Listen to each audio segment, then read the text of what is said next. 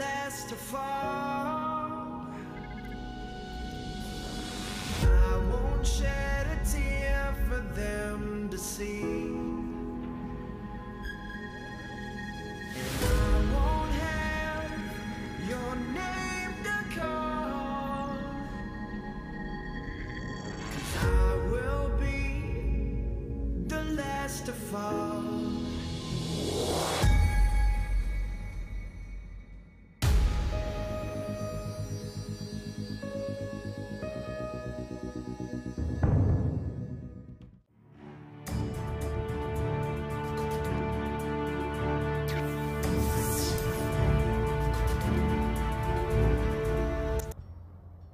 Hey, welcome back, everybody. As I mentioned here, so let's introduce these wonderful people. Starting at the top left, Dev, tell us a little bit about Kolek. Hey everyone, Dev here. Happy to be hanging out in space with you this evening. I'm playing Kolek. He is the ship's medical officer, but of course, being the medical officer for a ship of hardened warriors means Kolek's had a lot of time on his hand. So he's got a pet car that he's been training and has recently developed a hypo spray for some harder, better, faster, stronger Klingons that hopefully we get to test drive today. Fantastic. Next, we've got Kat. Tell us a little bit about Tavana in this game.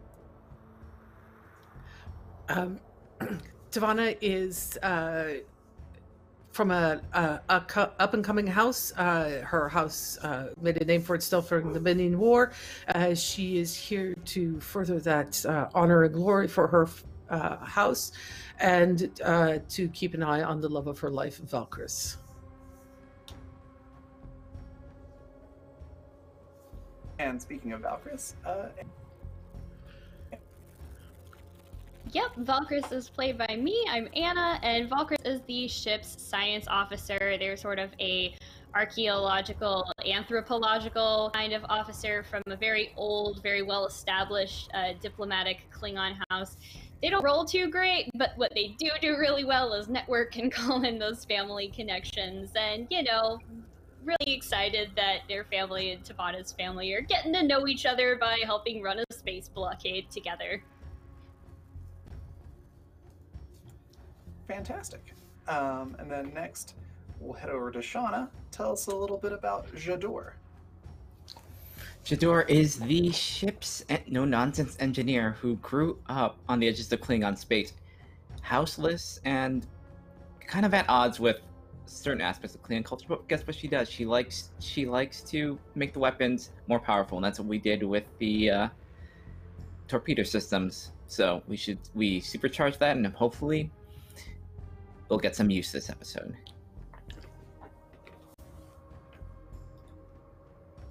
All right, and then last but not least, we've got Buster playing Baaj. Tell us a little bit about our captain. Buster Pomoje. Hi, everybody.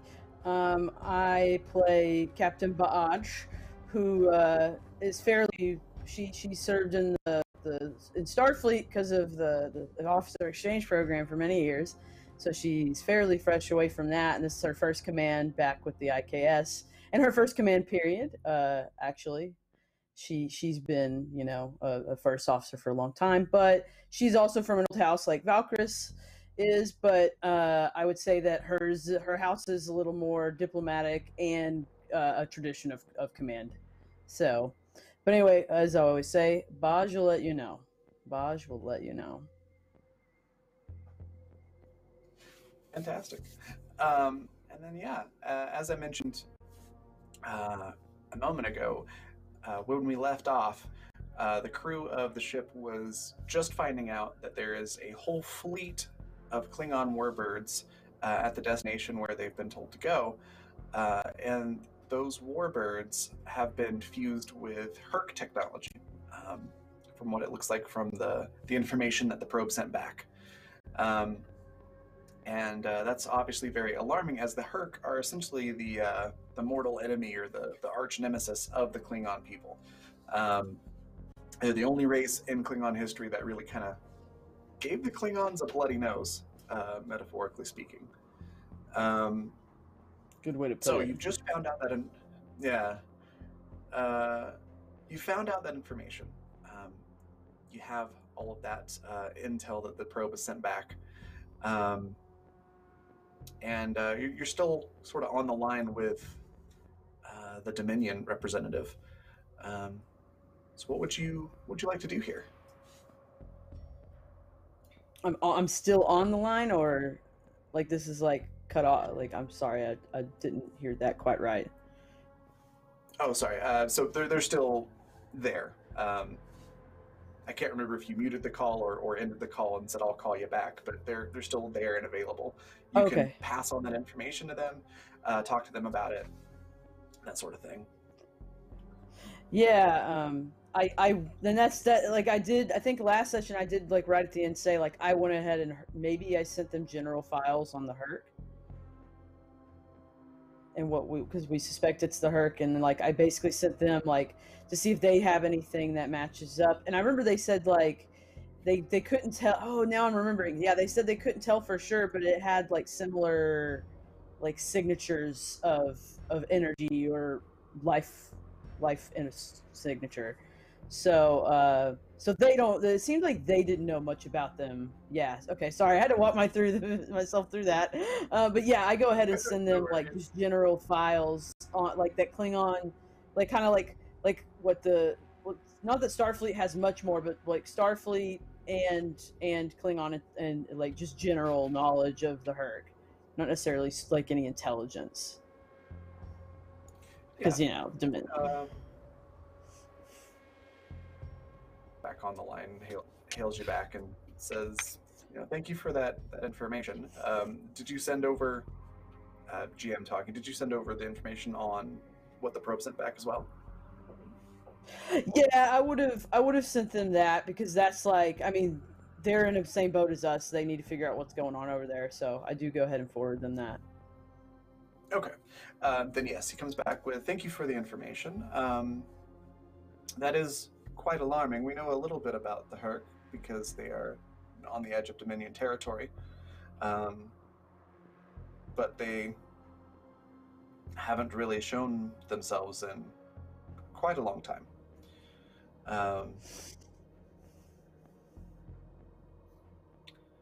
What is Some it have you tried. intend to do about this?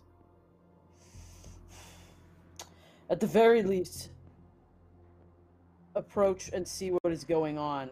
However, I do not feel that Klingons are as adept at being sneaky about such a thing as perhaps the Jem'Hadar.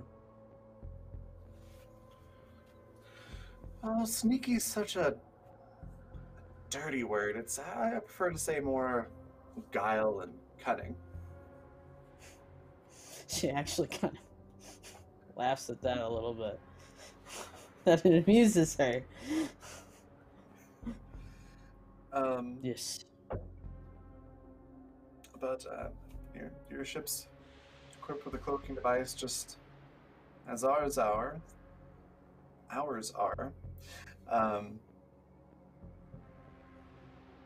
So I'm not sure how much sneakier we can be than you. Think of this.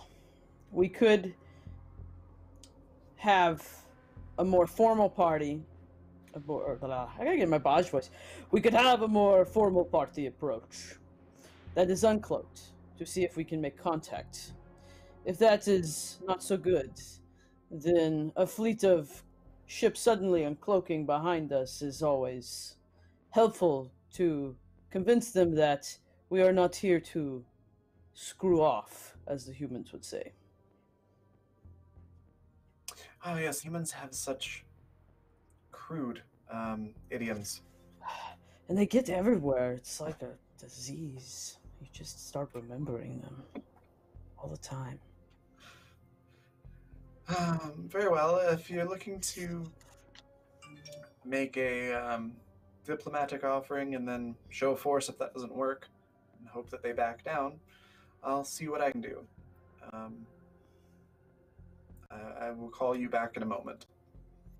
And they end the call, presumably to talk to another higher-ranking Vorda or the founder. To discuss it.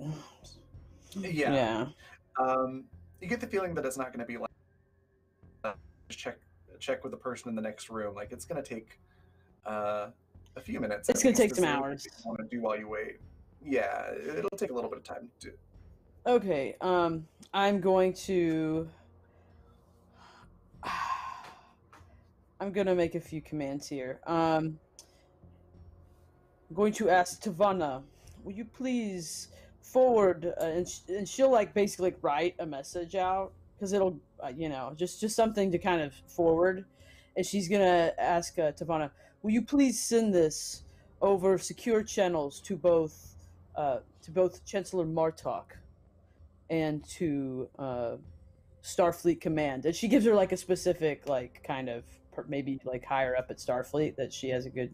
I don't know the name of that person at the moment, but I'm just saying like somebody she might know from her career that can help her maybe. And the letter essentially says like it's kind of gives the general like idea of what's happening, that there's something fishy going on with the Hurq and with some Klingon and also the Hurq, because it's the Hurq, like that's a threat, and basically asking for assistance in dealing with this and like writing out the plan. And especially like she wants more emphasis on like cloaked ships, so she's probably asking Starfleet like, if you have cloak stuff, whatever, I'll ignore it and I'll pretend that you don't, but bring it here. But then, because that's a thing, and then, but also maybe getting Romulan support via Starfleet. Okay. Do you want me to send the sensor data?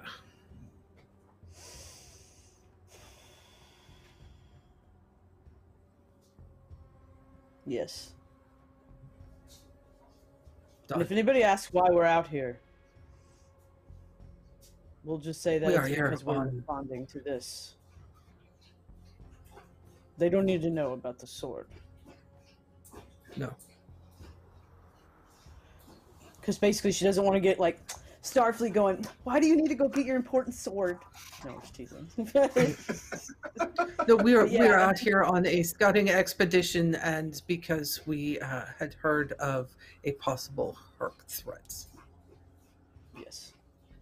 And then she wants you to forward that to those people, and then Tavana, and she's just kind of gonna look at you and just nod, like as if like anything else.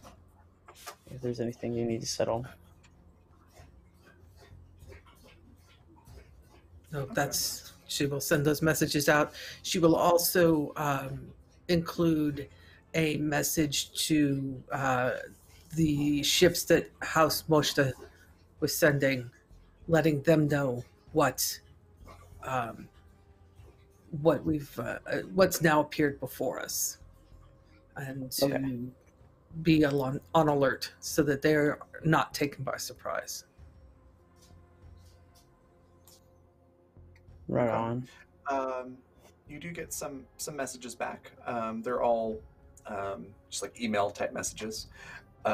So the High Council office sends back a message letting you know that they consider this an urgent priority and will be scrounging up more ships to send your way.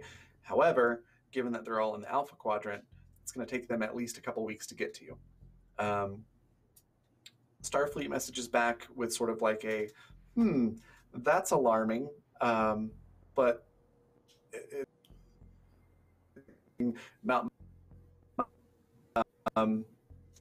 is kind of that you get back, but they do say that they will send a couple of ships out there with unique features. They don't come out and say that they're cloaked ships, but they just call it unique features to assess the situation. But again, it's going to be probably about a week and a half. Yeah. And then, sweet, yeah. You had from before, which I think was 4 smaller warbirds are heading your way. So they're going to be a few days They're out. around. yeah, whatever we do is we're gonna probably have a couple days to prepare. I imagine, at the very least. Yeah, it'll be at least there. Okay. And then she's gonna turn to. Sorry, I'm just thinking. Jador. Yes. You may have time to. If there's anything creatively helpful that you could do to prepare the ship and or enhance it in any way, perhaps we can work with the Vorta in terms of getting something else. Maybe they have something that we don't.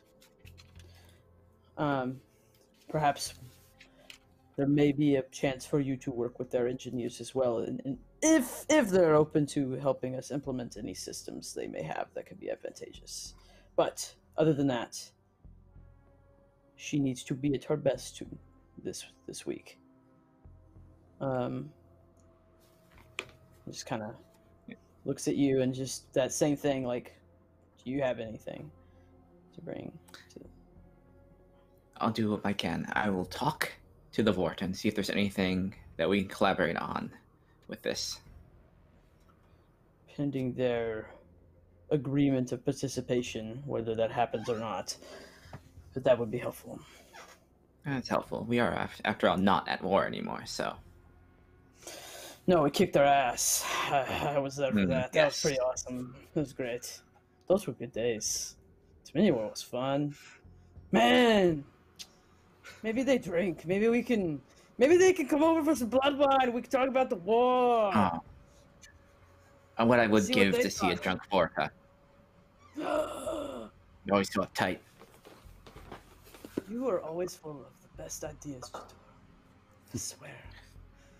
She's so happy, and then she's going to look to Kolek, assuming he's on the bridge, and not running around chasing a targ all over the ship right now. But she's gonna look to Kolek and just ask, what is the status of the development that I asked you to make recently? Captain, it's ready. As am I. Ready for the battle ahead. You seem Is it quite just- comfortable taking your time. What do you mean by that? I know the last time that you faced the Hurq, you were on a Starfleet exchange, but now you represent the entire Empire, and I'm a bit impatient to face our enemy. One thing that I have learned through my career, both with the Federation, but more than anything, our own people, the Klingon Defense Force, is that sometimes it is not about who strikes first. It is a matter of who strikes the hardest. It is better to go with friends at your back than the void at your back. I'm much more worried about what's ahead of us than behind. I trust those that will come to support us, that they will be ready to fight the Hurq. The sooner we start this battle, the sooner we'll be writing our own honorable chapter. I just do not want this honorable chapter of my life to be my last. I know that our people always say today is a good day to die, but today is also a good day to live, Kolek.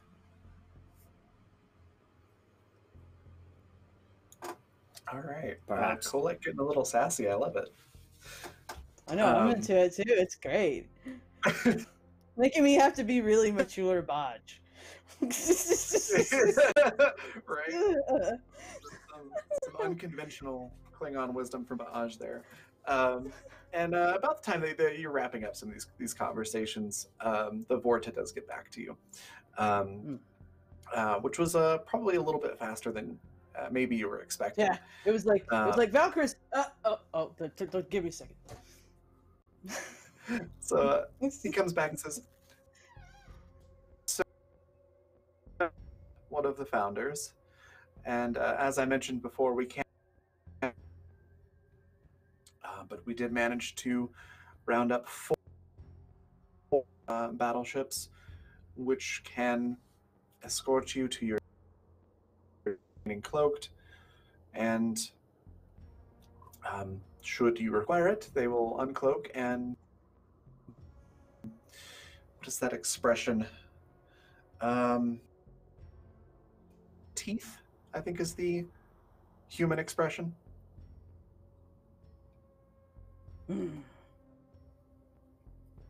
Some of you dropped out a little bit there, but I got that they're bringing 4 battleships. Oh, sorry. escort. Yeah, my internet provider has been. Yeah, no, that's the first time it's really dropped enough to be a thing. But 4 ships and what else? Teeth, showing their teeth. So he said they could scrounge up 4 ships, and then said, what is the phrase? They can uncloak and show their teeth. I believe is the expression. Is what he said.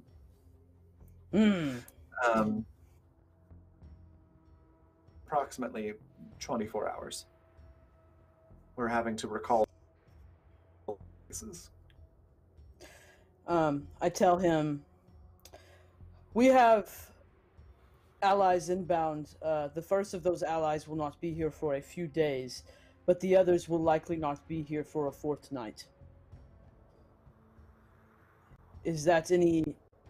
Is she's basically trying to find a Klingon way to ask, is that inconvenient for you? That does not affect this current alliance, does it? Well, if you're going to wait that long, I suppose I could tell them they don't have to rush. I'm, of course, not in your position, but if I were, I don't know that I'd sit around that long while a enemy fleet amasses not too far from here.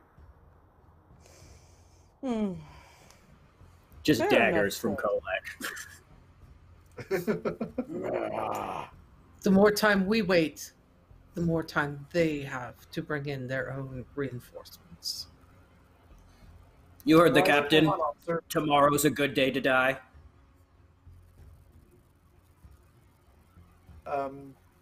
This does seem What rather kind of drugs have un-Klingon. you been? An un-Klingon method of approach here. At least in my experience. Which was extensive Perhaps recently, as you'll recall. Perhaps there is part of me that is still healing from the wounds from my last encounter with the Hurq. We will go today. Or we will go... Keep your people at the speed that they are coming at. We will go tomorrow. Make first contact with this camp. And if everything goes wrong, there are those who will come fight in our stead if we fall. Now that's the Klingon approach that I've come to know. Very well. I will report when they're here.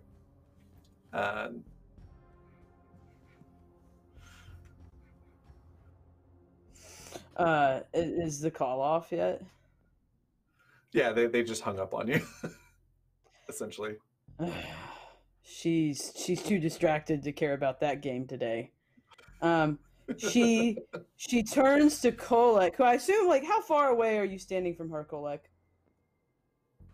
Pretty far away. Coward. Oh, yeah.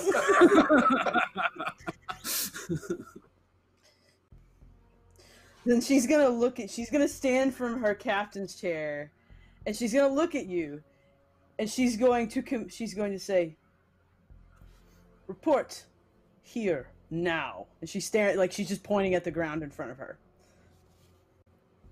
Yeah, and he's been pretending to do something at a console, probably near Jador, but yeah, cannot back down from the captain and reports. I do not appreciate my honor and my ferocity being challenged, especially in front of those that were once our enemy and are currently an ally in a very important operation. I will not have this happening again. And then as soon as she says like that again, she headbutts him. Like not enough to like crack you completely out, like to just knock you completely out, but perhaps depending on how much you can resist it, perhaps like hard enough to knock him on his ass, like to just get him to the floor. It's a very Klingon way of dealing with this place. Okay. But yeah, she just headbutts him. Let's do a fitness and command roll for Baaj, and then Okay. Kolek, depending on if you want to try and avoid this or not. You could choose to just take it, but if you want to try to avoid it, I'm gonna say that's gonna be daring and security. Okay. And then it's just gonna be whoever gets the most successes. You said fitness security? For me? Fitness and command for Baaj, and daring and security for Kolek. Okay. Oh, we came even. Okay. Given that this is a tie, I'm curious before I say what happens. How exactly do you go about trying to avoid the headbutt?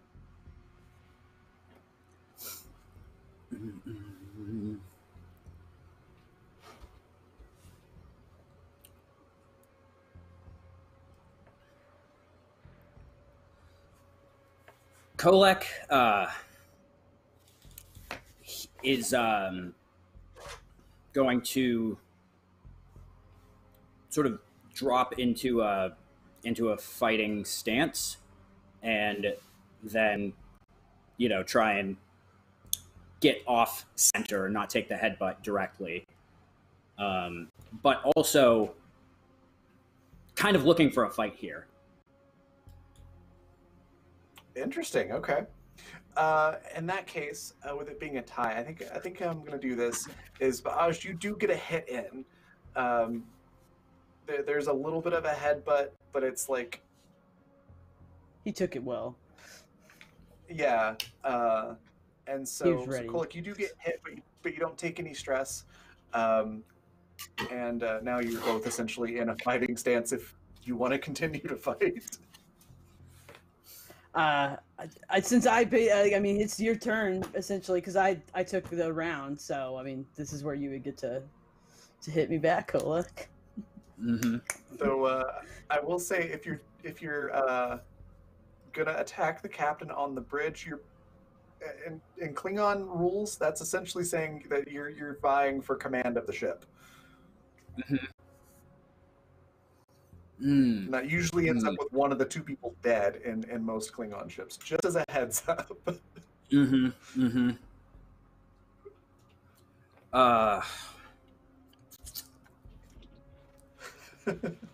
I wasn't trying to start a fight. I was just trying to tell you I was mad. Yeah, and it's like I'm torn because Kolek has something to fight for, right? Like the captain's given a command that he disagrees with, and it seems like the way to settle that is to throw down. Yeah, it's one of those instances where like the captain can punch the bridge crew, but the bridge crew can't punch the captain unless they want to. That's the you can command. deal with it however you like. You can always choose to not follow, the Klingon rules to the letter. It's entirely up to you. I'm just letting you know that's how it normally works on a Klingon ship, so you understand like the significance of the action. So here's what happens, and I'll try and give Baaj sort of the opportunity to react to Kolek in whatever way happens. But Kolek, I think, sort of forgets where he is, forgets that this is taking place on the bridge for a second, and I think charges at Baaj, Mm-hmm.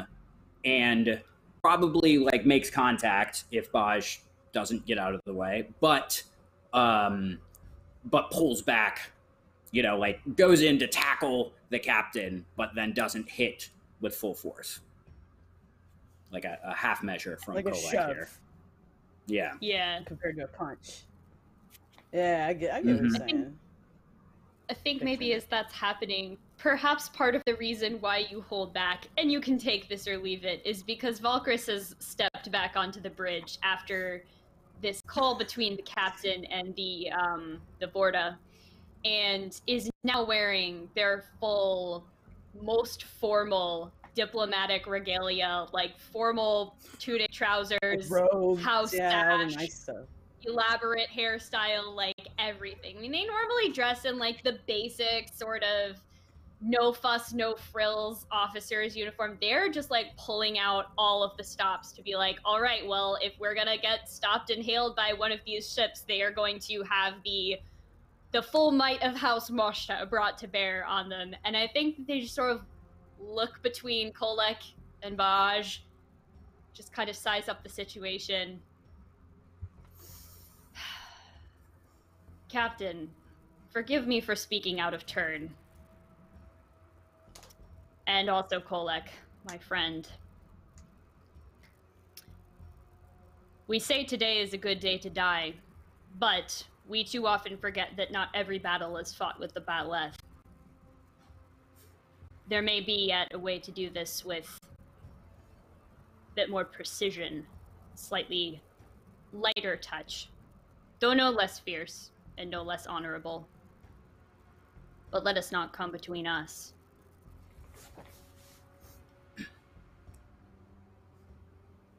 And like, that's but that obviously takes Baj's attention.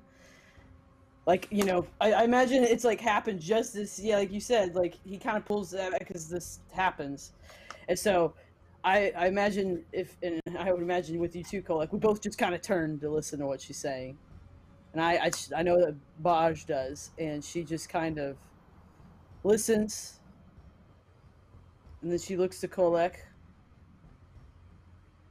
and sort of has that look of like, I'm gonna give you a chance to like not make me have to kill you, because like there is a part about you like, man, I don't want to have to kill people, and I don't want to have to get killed. This is not cool.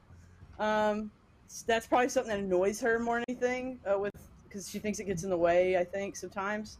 So she just kind of looks at him, and she sort of straightens her shoulders up a bit more, like she's done fighting, and she just gives him that look of, you made your point. Plans were changed. I listened.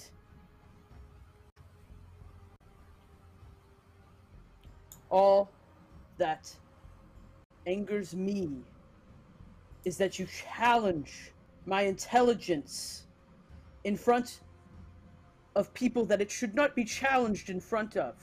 It should be challenged in front of my crew, but not another ship. Not anyone outside of the ship. It is your job to question my intelligence. And she just kind of, that's her point. So she just gives him the look like, what are we doing here? Understood, my captain. And he goes and rubs his head. I'm glad to see that they haven't, that you haven't forgotten everything about running a Klingon ship from your days in the Federation. Whenever we do get into battle that's more direct, sort of looking at Valkyris, you got one hell of a headbutt. she like slaps his back, and it's all good. And she just has this like deep like Klingon laugh, like oh, like a Martok laugh, and she just looks to Valkyris, and she says to them, as always, good points made by all of my crew. But we do have 24 hours to prepare before we move on to our next location. If you all have anything that you can do as asked before to contribute, please do so in preparation for this potential battle that may happen with the Duras. But in the meantime, Kolak, have you tested your drug on anyone yet? Like maybe the guys from the lower decks?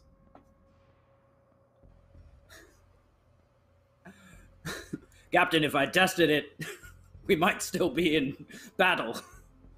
But I will get right on that. I will get the member of Jadur's team that had been on TP duty and get to testing today. This may be that warrior's greatest day. And then yeah, she's gonna. And do Bird of Praise don't have holodeck suites, do they? No. I'm we pretty have sure the smaller ones like a gym don't. essentially. They have I think they definitely have like little... a full training thing area. Yeah, Training. Yeah, sand pits to fight it. And yep. You're a little bit bigger than like the standard warbird,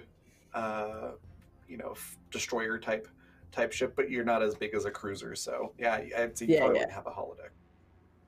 Yeah. Okay. Cool. I just want to make sure. So whatever Kolek wants to do with the experiment, but I imagine like it's probably going to be best to like put that warrior through like basically like a stress test and some battle like simulations, which I guess we probably have something that he can work through like to do in there, like, whether it's against other people or what. We must if he gets a little too carried away, we will stun him so he doesn't kill one of his crewmen, because we need everybody we have at the moment. Yeah, he can spar against the other Klingon that's on targ duty. Yeah, exactly. Yeah. Or against the targs, I guess. These people who are literally on the bottom rungs might climb the ladder. They might skip, like, just take the elevator today. Like, this might just be a career maker for these two chosen warriors. We're gonna turbo lift their career.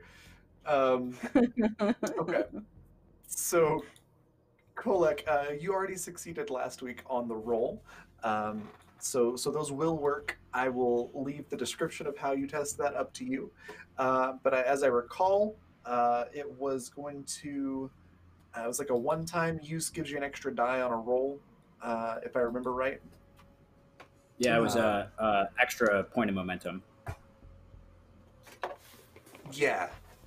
Sort of one for each of the team. Yeah, perfect. So how does Kolek go about testing that exactly? Well, Kolek still has a lot of pent-up things that he didn't get to say to the captain, so he has a very hands-on approach to putting this poor lower deck crew member through their paces.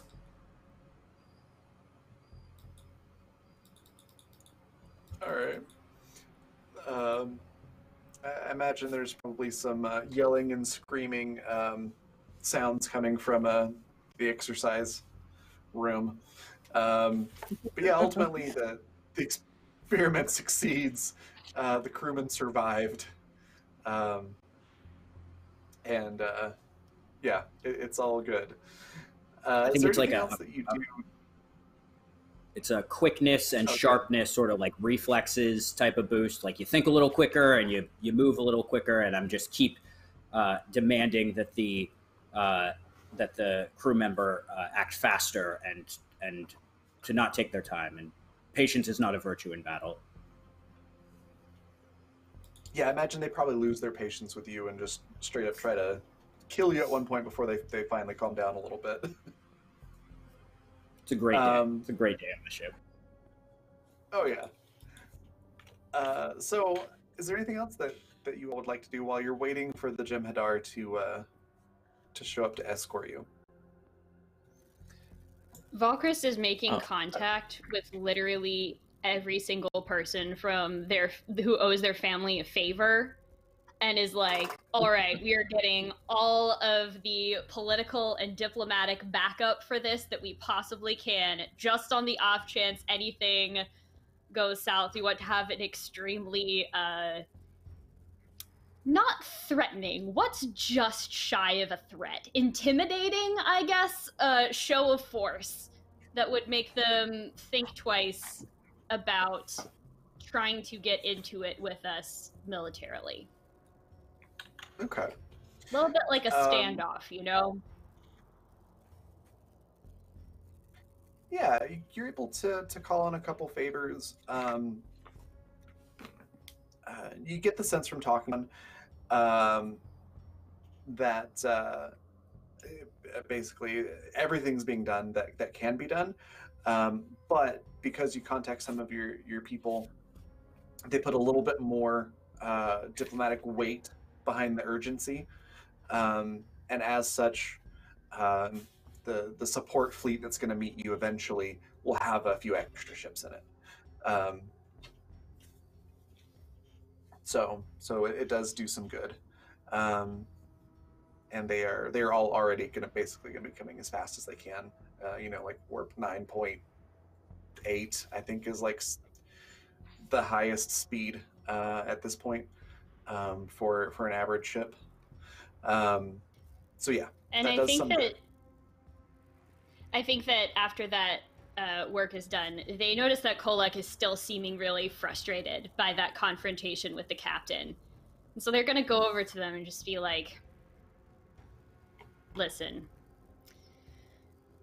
I know that settling battles with words is not your way, but if you would like to blow off some steam, I would be willing to test that combat cocktail that you have been working on as well. We'll show you that diplomats can hold their own in the field of battle. Basically just like volunteers to be like, all right, let's just, fight this out, de-stress a bit, but in an honorable way. It's the best way to prepare. Thank you. So, Valkris, if I could have you give me a fitness and command roll, and just based on how many successes you get, that's how well you hold it, so to speak. Okay. Like how one would hold their liquor. It's how well you keep yourself composed under this drug. And for this, am I adding my single use of momentum that I get for taking it? I think I would, but I just wanted to make sure. Yeah. All right. Yeah, you can do that too. Oh, that's actually brilliant for me. 2 successes. Yeah.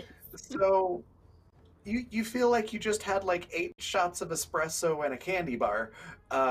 So you're like zoomy zoom, but you hold it well, and you keep yourself from shaking, and you prove to be pretty formidable sparring partner. And Kolek, you definitely notice a significant increase in performance on the athletics and everything.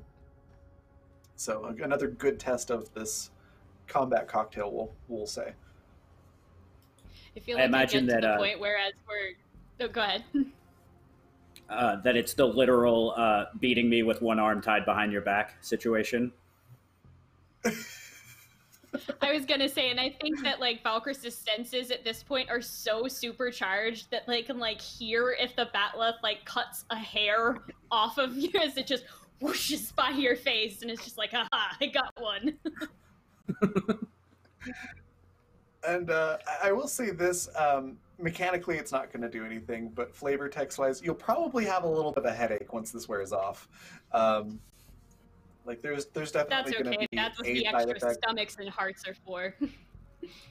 Yeah, but yeah, it doesn't do any lasting damage or anything like that. It's just you probably have a kind of like when you get a caffeine headache when you drink a bunch of caffeine and then you don't drink any the next day.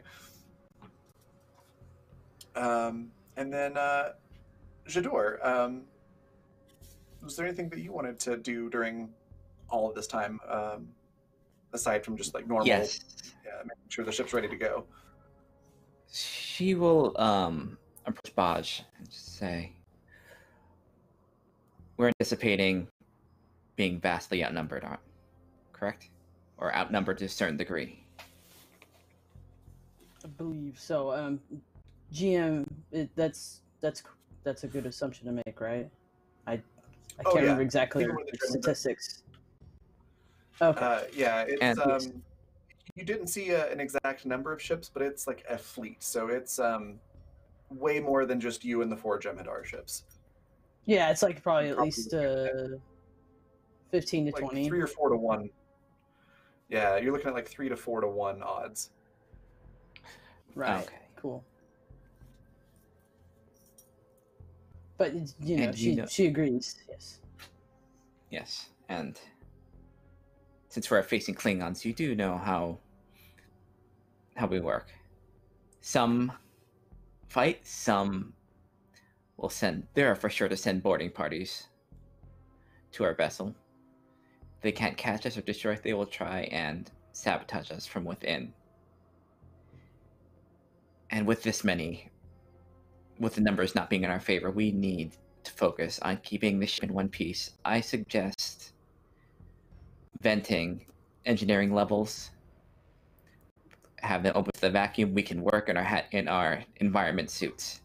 So if they try and take our reactor, they'll be transporting it to nothing. And with that, we can post more of our security forces on the bridge if they happen to do it that way.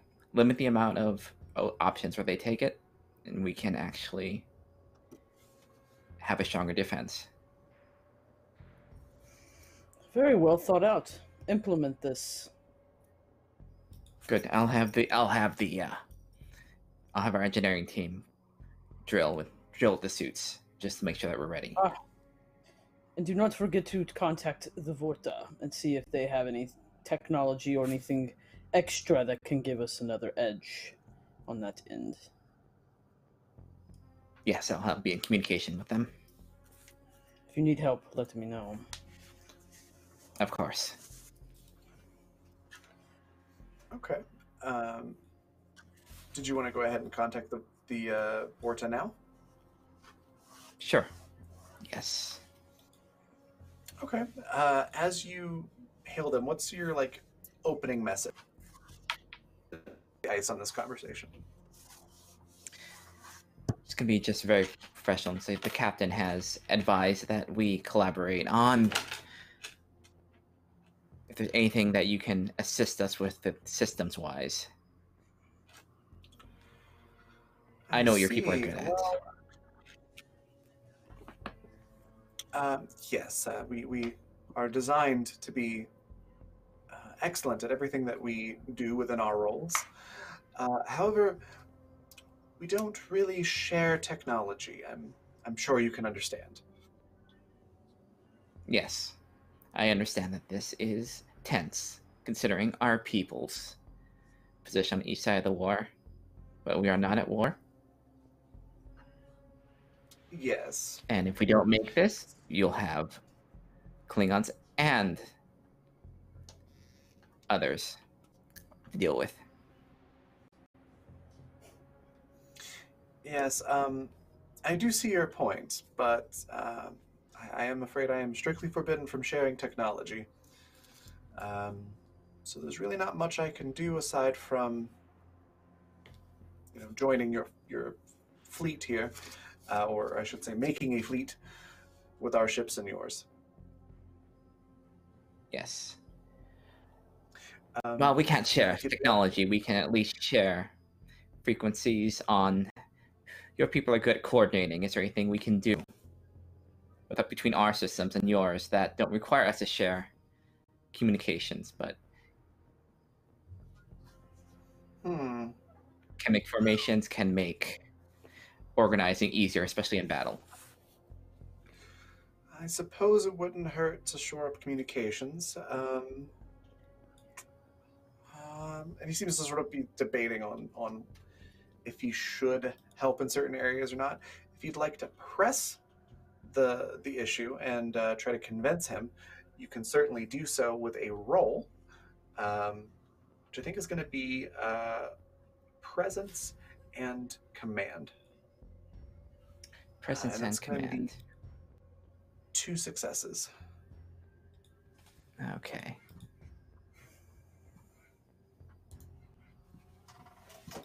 And can I use a focus of negotiation in there? I'm sorry, my audio cut out for a second there. What was that? Oh, negotiation focus. Negotiation? Yeah, that would. I think that would apply. It's like, I think she'll couch in the way that if we don't stop these, sharing technology is going to be the least of your problems. You might not have technology left to share. And honestly, I do not care about military espionage at this point. I just care about getting this ship past the fleet and getting what we need. If you want, we can send an advisor over and we can clear the systems. And just leave it as if nothing happened. But we just need this one mission. We need your help. Okay. Also, quick thank you to Colin for that subscription, the gifted sub, and it looks like that's a crit to Valkyris, so that's awesome. Okay. Then, yeah. Jador, go ahead and give us that roll. All right. Presence and command. All right.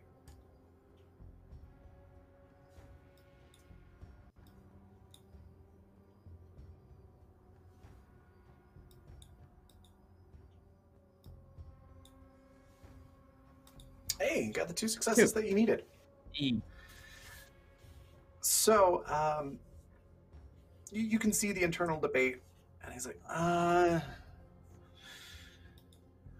right, very well. I suppose we can share with you our secured communication frequencies, and that way we can coordinate our formations and combat things. Combat's not my area. I leave that up to the first here. You can coordinate with the first on our ship, and we'll make sure everybody's in the proper formation and can communicate a little bit faster in battle. And then, yes, of course, you'll make sure you delete any information on that. I will take it as a point of your honor, as I believe you Klingons are obsessed with. I'm sorry. Yes, honor, and about. we are not thieves. Perfect. So we will. We are of an accord then. Yes, and he well, sends that's over good to the hear. information. Also, Excellent. another quick thank you to everybody for 20 retweets, which means you all get a boon, so you get something good that happens. And I will figure out what that is. Yes. I have a With couple the, of ideas. I'll work on it. Yes, with the that negotiation set up, that agreement set up, she will contact the bridge and send that information. Well, the Vortas are at least being considerate, and so we will have their technology. We'll have their communications at maximum, and we will have their assistance. I did not know how well you would do with them, but you did very well, because they usually give you nothing. Well, life and death. Life and death. Yes. Good work. Yes. I look forward to the battle. I should get ready and train the crew. Do not go to decks 4 and 5. Those will be cut off. Marsh. speaking of that, Shador, if I could, let me get you to roll. I feel like this is a very daring plan, so let's go with daring and engineering to see how well you execute this. Venting the engineering decks essentially, and putting everybody in environmental suits. Okay. You need basically just one success to succeed, but subsequent successes instead of momentum will make it better, essentially. Okay. All right. Do y'all mind if I take a threat on this one? I have no opposition to that. No. Yeah, go for it. Cool. I certainly won't complain.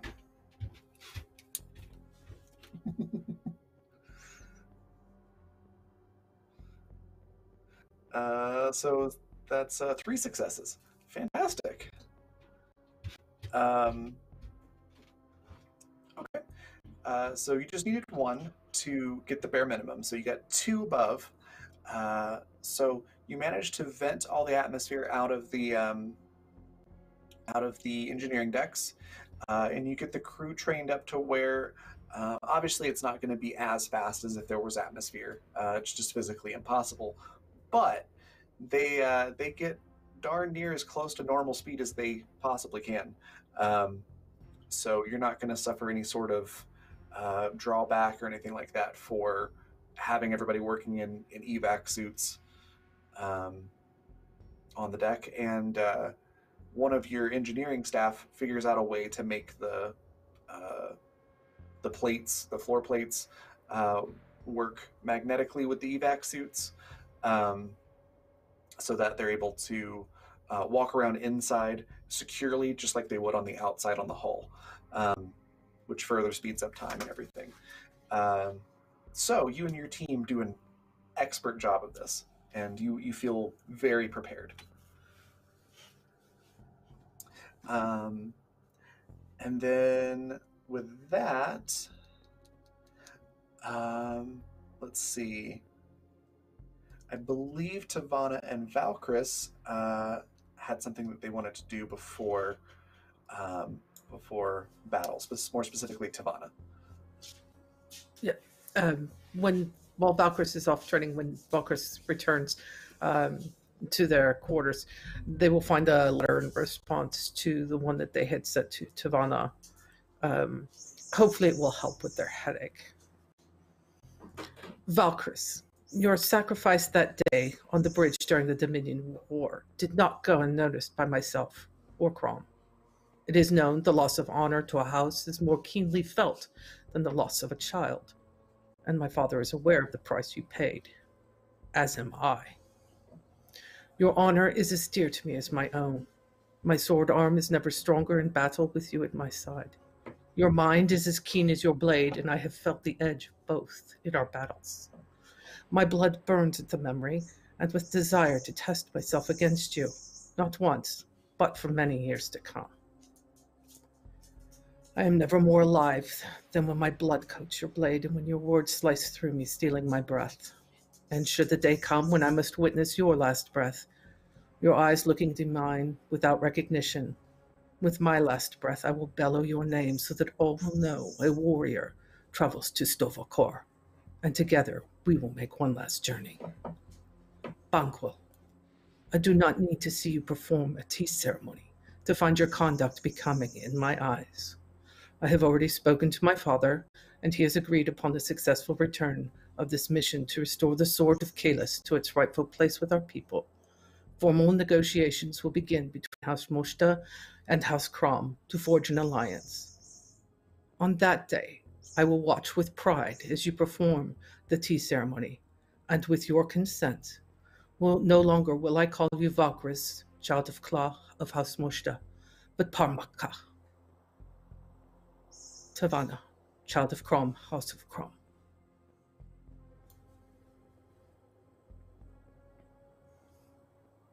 I'm not crying. You're crying, guys. This is That's so So Klingon. Valkrys's headache is cured as if by magic. Okay, now that she's giving you Oh love my poetry, God. it's you gotta start throwing heavy objects at her, okay? Like that's the rules. Oh, there Yeah, will be somebody's- some yeah. operatic throwing of heavy objects happening before this battle. Don't worry. Oh yes. I was about to say somebody start piping Klingon opera through the comms. Oh, that was so well written. Roar. That was amazing. That was so in the spirit of Klingons. Like I want. Can I have a copy of that later? I would love to just. That's awesome. Yeah. Yeah, we'll I'll put post it our in our chat. letters there. Mm-hmm. Yep. Well done. And with that, is there anything else that you want to do to prepare before the Jem'Hadar ships get here and you get underway? Everybody, let's drink some blood wine and sharpen up that list. All right.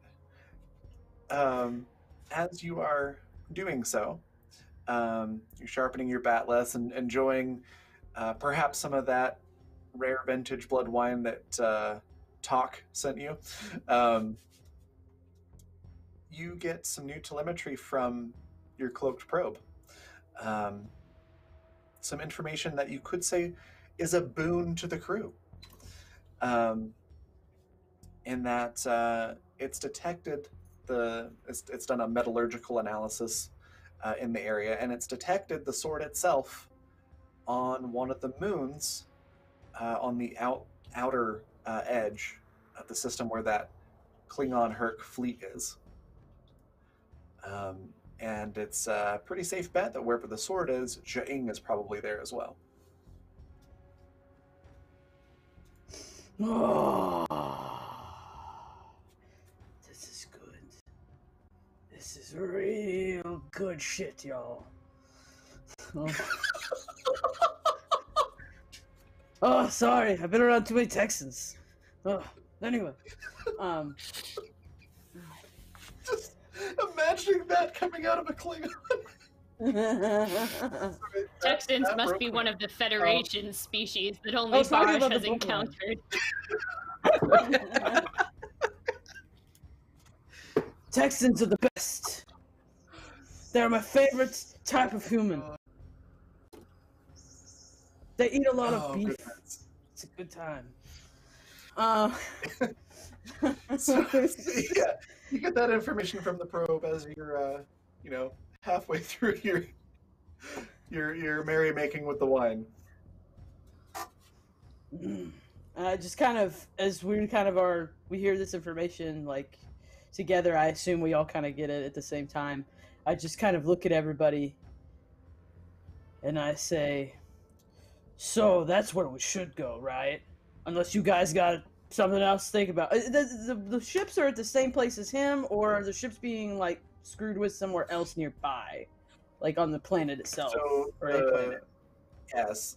So the moon is on the outer edge of the system, where Uh-huh. the fleet is. The fleet Okay. is more towards the center of the system. So, like the fleet could get to that moon pretty darn quickly, but they're not like right there at the moon.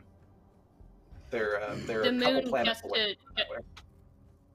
just to be clear, the moon is where we think the sword is, correct? Yes. Yes. Okay, cool. So it's like if the fleet was at say Mars, the moon is at like Jupiter or Saturn or something like that. So there's a few planets distance away, but Right. with the way these ships are, it would only take them a few minutes to get there. It might be risky, but perhaps the best thing to do would go for the sword, because with the sword, we will take it into battle with us, and then when we win, it will be even more glorious.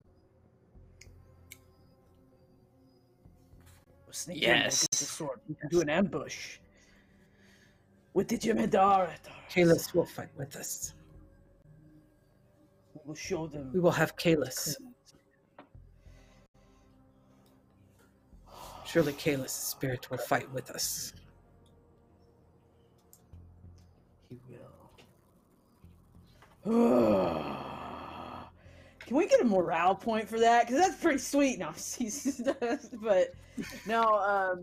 Baj is like super happy. If you retrieve the sword, absolutely. Yeah. I think Valkyr's is super pumped for this. But yeah. between like the combat cocktail and the letter and now this whole speech about the sword, they're just like, yes, we will do this. We will be the most glorious crew ever. It's happening. The time is now. There will be blood tonight. Yes. Yeah, we all just like immediately Baj just like kicks back the whatever's left, which I assume is just like pretty much mostly a full glass of blood wine that she was just getting a moment ago. It's just like gone in like 3 seconds flat. It's super great. She is super happy. Yeah, we're all happy. I'm so excited. Oh, out of character, I'm like, oh, this is like, I'm so hyped right now. All right. So next question. Now you know where the sword is and potentially where Jane of Duras is. What's your strategy here? Are you going to go now ahead of the Jem'Hadar ships? Are you going to wait for them to? Are you going to go straight to the moon and try for like a covert surgical thing or something else? Ooh. Okay. Here's an idea. Basically, I proposed to the crew. Perhaps we can go in as a unit to try to get the sword, while the Jem'Hadar position themselves to take on and destroy the fleet. Destroy their fleet before they know what's coming. That way they're distracted and we will have enough time to get the sword without reinforcements interfering. Once we have the sword, we will join the Jem'Hadar in the battle. What do you think? Yes. Anybody have any? Like she's getting more dry, like she's drinking more blood wine. Yeah. It's like, all right, aliens. Yes. Retrieve. Yes. Yes. Retrieve the sword. Fight mortal enemies hand to hand. And then blow their ships out of the sky. And if any I Hurq like stand, we will kill them with the sword they stole from us. Yes. And that treasure to us. Okay. So it sounds like you've got a battle plan to sell to your ally here. Yeah, and that's We're not exactly going what to she does. do we have to tell them? We should just tell them Go and that they need to. We could Alright. tell them Bas- after we've already left. Yeah, but that might piss them off. Like that way, if they have a spy in their, how much do we trust them, Captain? For all we know, that they may not have too much. spies within their Boy, not midst. much. We tell them after And we we've have- left. And we have been unfortunate in the past, tracking down leads of various replicas, many of which I believe we still have. I would like to avoid such a possible exigency. Agreed. We'll we'll ask for forgiveness rather than permission. Yes. It is the Or Klingon. we if will you- just show them. Yes, and once we do tell them how dangerous and risky it was, they'll feel better that they didn't have to do it. And if we take care of the whole thing before they And we get there, cannot- then they're gonna look like real wusses. Oh, But we'll we still be cannot alive. risk them trying to take the sword from us. What use do they have of the sword? But still. So, that plan. Who came up with that? I'm sorry, y'all chimed in on that. Was that you, Valkyrus? Yes, yes. Yes. I will She- write my most diplomatic vagaries full of weird prevarications, and insofar as we have decided that it is time for us to take up the mantle of this war, like all stuffy like, The Vorta. so that by the time they The get to the Vorta end like of that. reading it, they'll just be like, huh? They did what? And we'll already be back with the sword, and it'll be great. They don't know we're going. How for many the sword. heretofores will there be in there? I need to know how many All of heretofores. the ones that I have eaten are just all How many going in what? this letter. It's a joke. It's a private joke. Sorry. Okay. I'm like, what? What's that? I never heard of that. I just edited No, a but- lot in my job. They're all going back But- into this letter. It will take them so Yeah, long but- to read that they will not realize that we have pulled the wool over their eyes, as the Federation says. And by then, we will have returned victorious, and they will have no choice but to laud our return. Super confident we are. So, but Baj just nods and agrees, and then she says, "The Vorta like that way of existing, so don't put it past them to get through it quickly. But yes, but how far ahead of them do we want to leave? Because we still do want them to show up to offer support. They are escorting us after all. Maybe just a few Well, hours. how long is it? Yeah, I was gonna say let's make What it like leave 4 if they're hours, 6 escorting hours. The only Mhm. problem is, Well, they're if supposed. they're escorting us, they wouldn't leave without us. I thought we were waiting for them to join us, and then we were going to go straight into. We were supposed to go straight into a battle against the Hurq. So if we're waiting for them to meet up with us, we just leave like 4 to 6 hours ahead of them to go to the moon. Okay, out of character. This is Am me I out of character real quick. misunderstanding?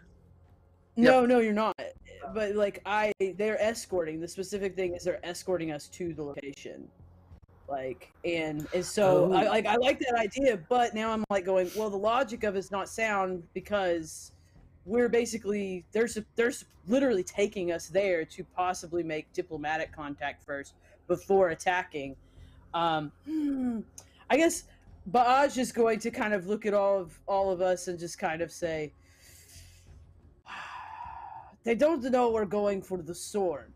Perhaps if we frame it in a way that we would like to maybe hit their leader first and take them out while they handle ship destruction until we can join them. Or we drop a team to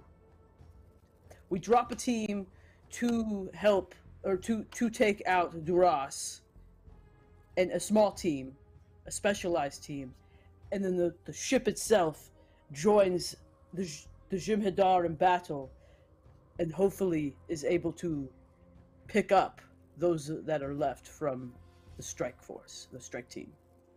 Does that make sense? Out of What if we character just to tell y'all? them- What if we just tell? So out of character, what if we just tell them that the Hurq, or we got information, or we saw that they were about to do something. Something looked sketchy, and we realized we couldn't wait for them to come to us, and we had to go in. And they can join us when they get a chance.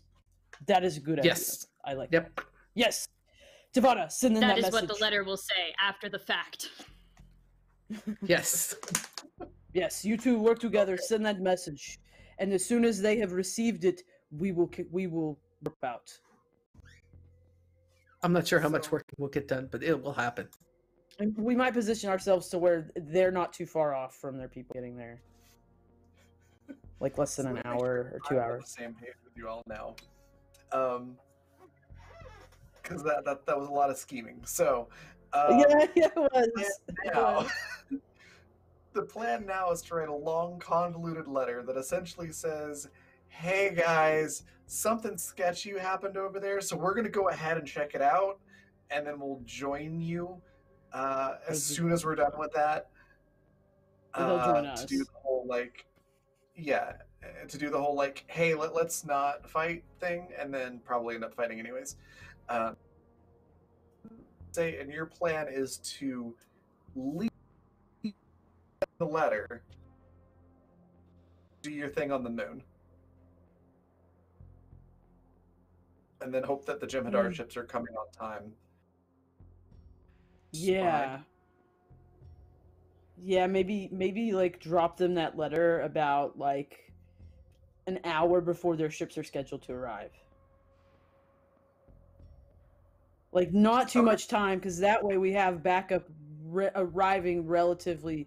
That way we have a full hour of time to really try to get into whatever complex the Duras person's in, if it's a building, if it's a ship, whatever, to somehow get into that covertly and basically get our way to the point where it's just us and him, and we can be like, what the hell's going on, and why are you doing this? And if we need to kill you, we'll kill you! So, I think that's kind of what I have in my brain, so I hope that makes sense to everybody. I think you get it. I think that sounds like a great Besides, Please we don't let should me let the roll. Jem'Hadar have all the to make it happen. So I'm gonna have Valkris roll for flowery language. Oh, good. Because we're sending this to a Vorta. Yes. Anybody else it would be easy, but Vorta already speak that language essentially. Yeah. So it's gonna be a little bit harder to make it more convoluted to where they go, huh? So I'm gonna put this at 4 successes needed to get a full I'm confused as hell result from the Vorta. Less than 4 may still do something, but to get the 4 successes on it. And I definitely think this is going to be I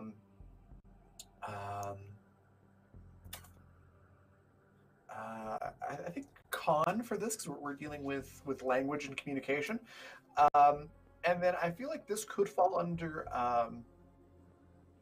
reason or daring.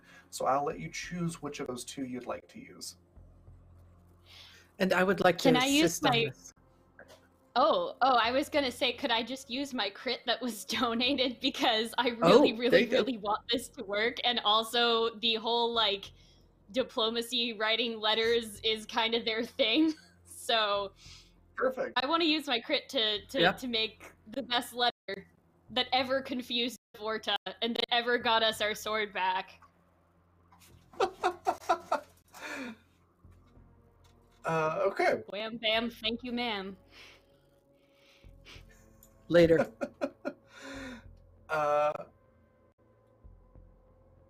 So I think my internet might have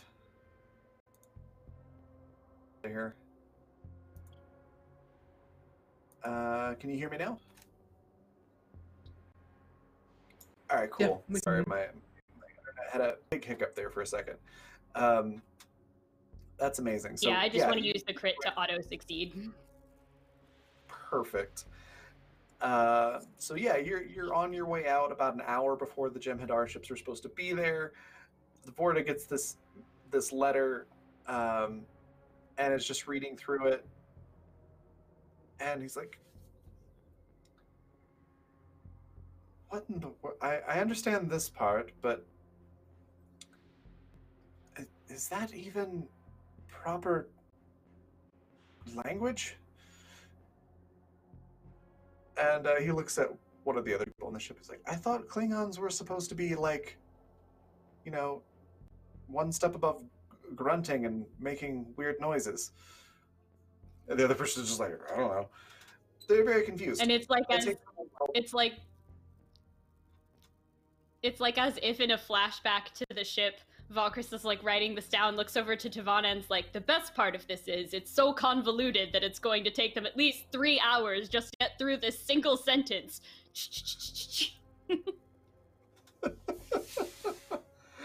Yeah. It takes them a while to decipher what the heck you're talking about. So, yeah, your backup is going to be sufficiently delayed to give you enough time to do whatever it is you're going to end up doing. So well done. And they're too confused to try and do anything else like double cross you or something like that, just as an example. Not that they were planning to do so.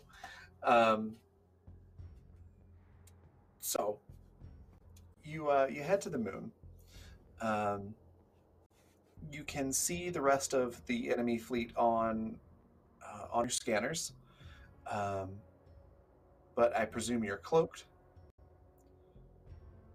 Okay.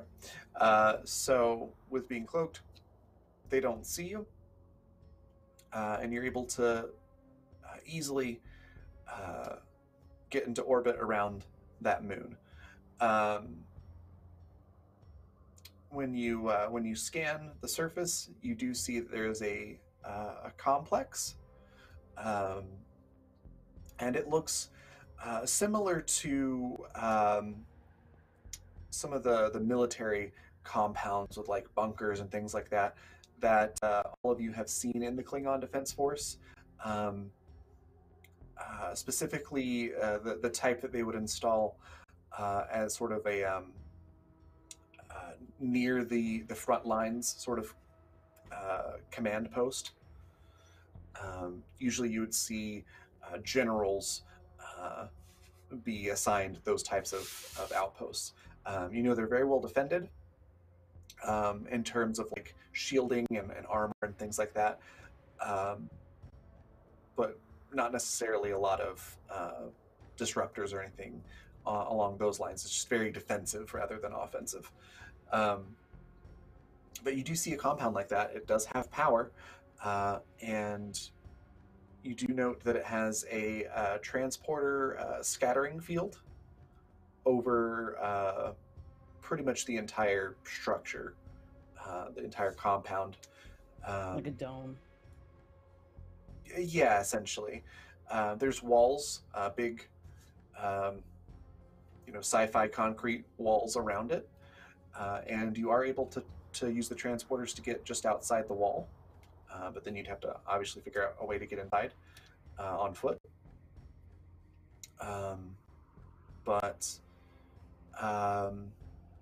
Yeah, that's pretty much what you notice. It's actually, now that I think about it, Buster, you'll be familiar with this. The episode of Deep Space Nine where they go to attack the albino, the albino Blood Oath. alien. Blood Oath. Yeah, Blood Oath with That was the day that my father died. Yeah. Yeah. Not a dissimilar compound to that. It is somewhat similar in terms of layout and capabilities. Okay. At this point, Baj is going to have us just kind of, do the orbit thing and sort of survey whatever scan. You said we scanned, so that's how we have this information. But just kind of make sure that we're scanning that complex in a way that we can get as much detail about it, like it's an actual like blueprint style layouts, if that's possible. And I would like, basically, she wants to take a moment to sort of strategize like a ground assault. And also, do the scanners pick up how many life forms are in that complex? I will give you this. You know that like everything that you got was via passive scans. So to get more Right. detailed information, you'll need to do an active scan, which could make you be detectable. So you can try to roll to make that look like something else, like subspace interference or an anomaly of some kind. But it's going to be difficult to mask that scan if you want to try to get that much information. Perhaps It's it would possible, be better to find but- Perhaps it would be better to assess that from the ground, like with hand scanners. I do have an expertise in using the ship's computers and its sensors, as well as a focus on using the computers, I might be able to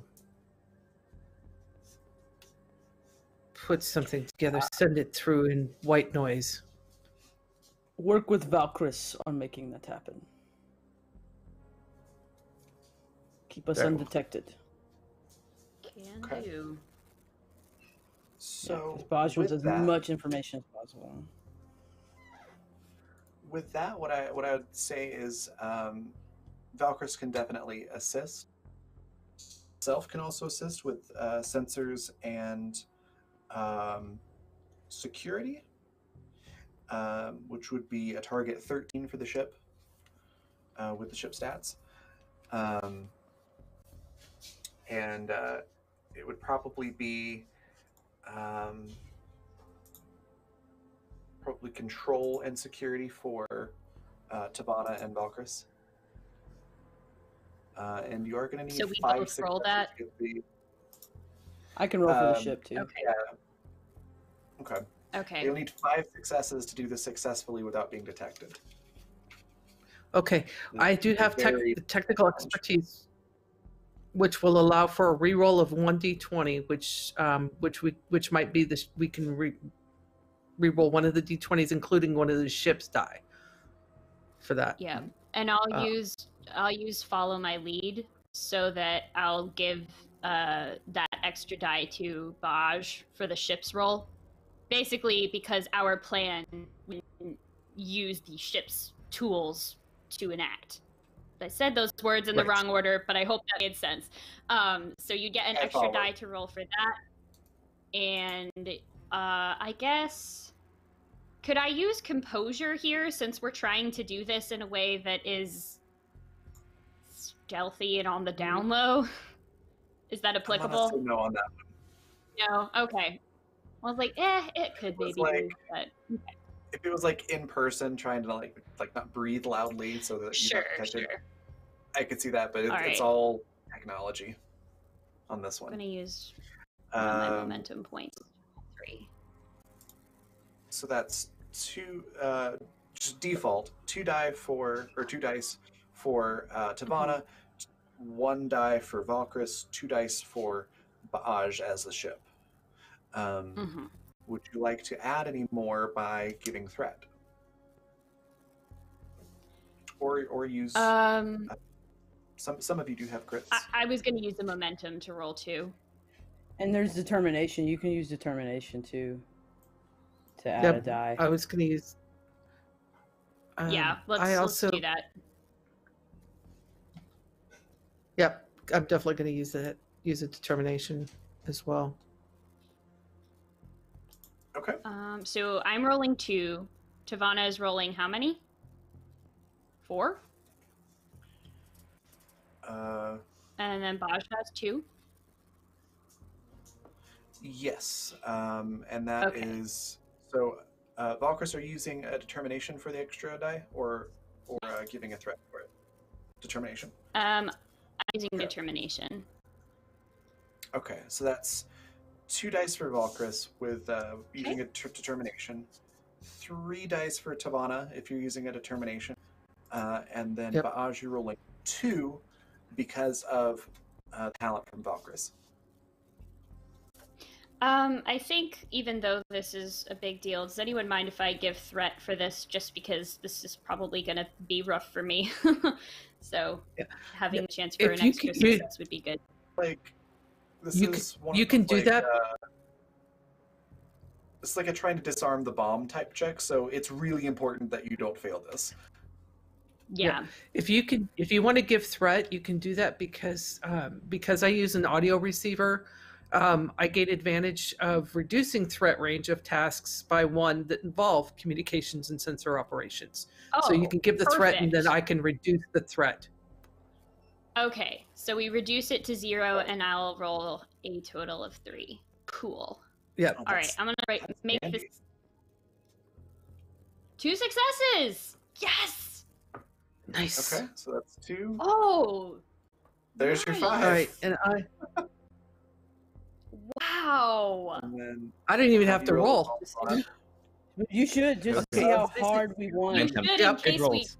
Good All roll. right. Yeah. Succeed, What yeah. am, I'm rolling con, and I'm sorry. What am I rolling here again?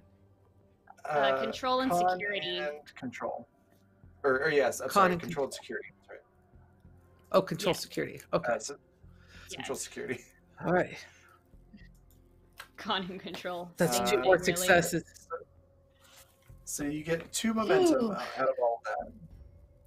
Yes. Y'all killed it. And you get detailed information. You managed to mask this as some sort of subspace anomaly. So if anybody did pick it up, it looks like anything but a Klingon ship scanning them. Yeah, you get a relatively detailed layout of the complex. Don't necessarily know like this is the kitchen, this is the rec room or whatever, but you do know like the sizes, and you can make pretty accurate guesses as to what's going to be in each spot. You know where the exits are and things like that. And you do find that there are probably 3 dozen or so life forms scattered across the complex. How many do we have aboard ship? Like how many warriors total do I have aboard ship? Just warriors, not people who are necessarily like support, but people who are focused on being warrior. That's a good question. I hadn't really thought about that. Well, what's the ship scale? Is it a 3? It's the ship scale is a 4. Oh, it's 4, so it's the size of a galaxy class. I mean, okay, it's a so pretty it big ship. has. Yeah, so it is has a pretty good amount of Klingons on it. We could literally it's the invade size with of, like half the ship and outnumber them several times over. I think it's not a galaxy class size. It's a It's a little Gallagher smaller. class. It's definitely... The Cardassian cruisers. That's still pretty big. So yeah, you don't have a lot of warriors on the ship because it was specifically supposed to be a small crew from the beginning. But you definitely have some. I'd say that if you want to send like most of your warriors in with you, they could easily handle all of the extra security, leaving you with just the whoever is in the confrontation command stuff center. and the big bads. Yeah. You can see We want there's the like boss fight. obviously, yeah. There's It'll like be good for obviously them. They one haven't fought guy anything. in the command room that's very clearly like the leader, and you can see 6 other life forms in the room, which you can guess are probably bodyguards. So yeah, you could basically take it down from there's a 2 or 3 dozen guys that you have to deal with to just 6 and Okay. the boss. Yeah, so that's what we'll do is Baj will we'll all pour over this together, I imagine. And I don't know how like that scan, like I don't know if that's like a scan that's like taking a snapshot or if it's something that kind of like can monitor for a while. I'm not sure how the scan works like that. But I'm assuming it's a snapshot, so it's like we're kind of making the guesses as okay, here's the exits, here's maybe like from the snapshot we can see, well, these guys were walking out of here and these guys were walking in through here. Like there's a little bit of like we can get an idea for the movement, because she'd like to basically split like the bulk of the warriors up to like areas where they're most needed. Obviously, like if there's a bigger concentration of people in this area, she wants the bigger group going there and trying to just slip in and kill them as like quickly as possible. Like being strategic in where people are placed and how like the formation of the groups are and who their leaders are. Like basically the organizing of the troops in a strategic manner. So whatever. Do I need to roll for that? No, you're good. So you got about like a 60-second clip essentially of what's going on. So you're able to see some movement and kind of tell where the patrols are. And that's kind of the reason that you don't have to roll for all of that, is because you succeeded on the scan. Right. So you just, basically, there's not a whole lot for you to do other than just be, inspiring and leader-y. And just one other question I have: what about the ships? Did we get those ships, that fleet in the scans? And how are those fleets crewed? Are they well crewed? Are they bone crewed because they're being built? Like was there any indication of what those are looking like crew wise?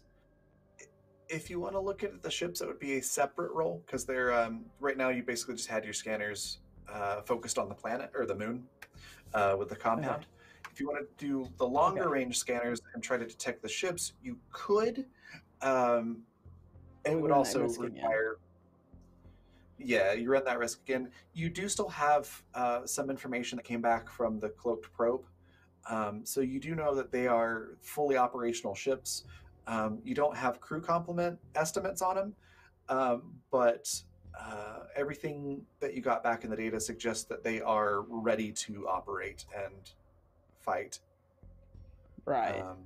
Okay. They didn't so give the impression that they're still being worked on or anything. Right. Okay. So and we have people on the way that can deal with that as needed. So this is what Baj is going to do. She's just going to look at her bridge crew and she's going to say, I believe we've done enough planning. It is time for us to execute all and any plans that we have going forward.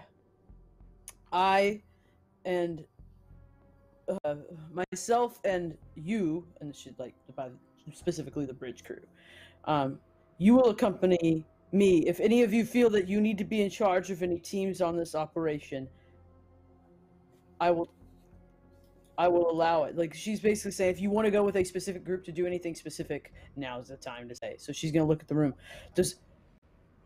Are you with me, or are you leading teams of your own in this endeavor?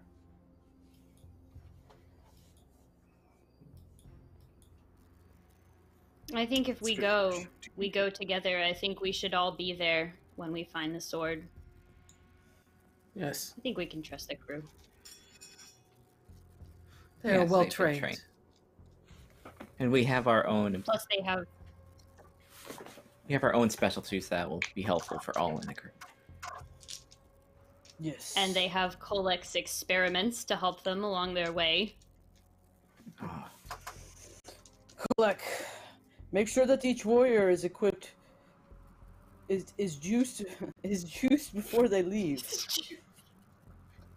Give them their triple shot. And keep your medical bay on standby to make sure, or to be able to provide us with more of it if we so need to on the ground. Basically, she doesn't want other people. She don't want other Klingons to get access to it. Is what she's trying to say. She didn't want the Klingons on the ground to have access to it. But if we need to have a team that can come in and sort of replenish us with that, if it becomes like a battle, then we'll plan for that. That's what she's asking you. Okay. Hands all these out to the bridge crew. Valkris was kind enough to help me test this, and we discovered some side effects, and he has a data pad, and it turns out that long after the effects wear off, there are some side effects. Valkris, even when you went back to your room, it seemed there were some heavy breathing, heart palpitation, strange physical responses. So be careful for when this thing drops.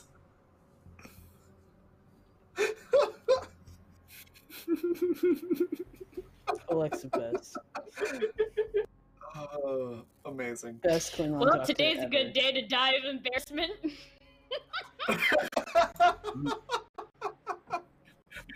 Glad to know I had that effect on you. Wait. Oh goodness. I think Bob is just suddenly Love wait. is the Tavana's just strongest sitting. drug in the Klingon galaxy. Tavana's just kind of sitting back now with this smug look on her face. I Oh. have an out of character question. Are we bringing the Targ with us? Oh, the And Targ. are we giving the Targ the super caffeine? Hell yeah. Out of I'm character, all for heck that. yeah! I really want it. So you absolutely can bring the Targ, and that will give you help in combat. But here's the thing: if you bring the Targ could die. So But the we Targ all is could a also Klingon. It is a die good too, day to die.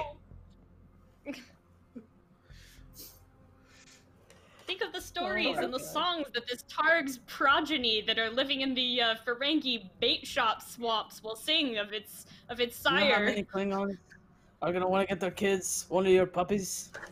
True life. I know. You could make a house on that.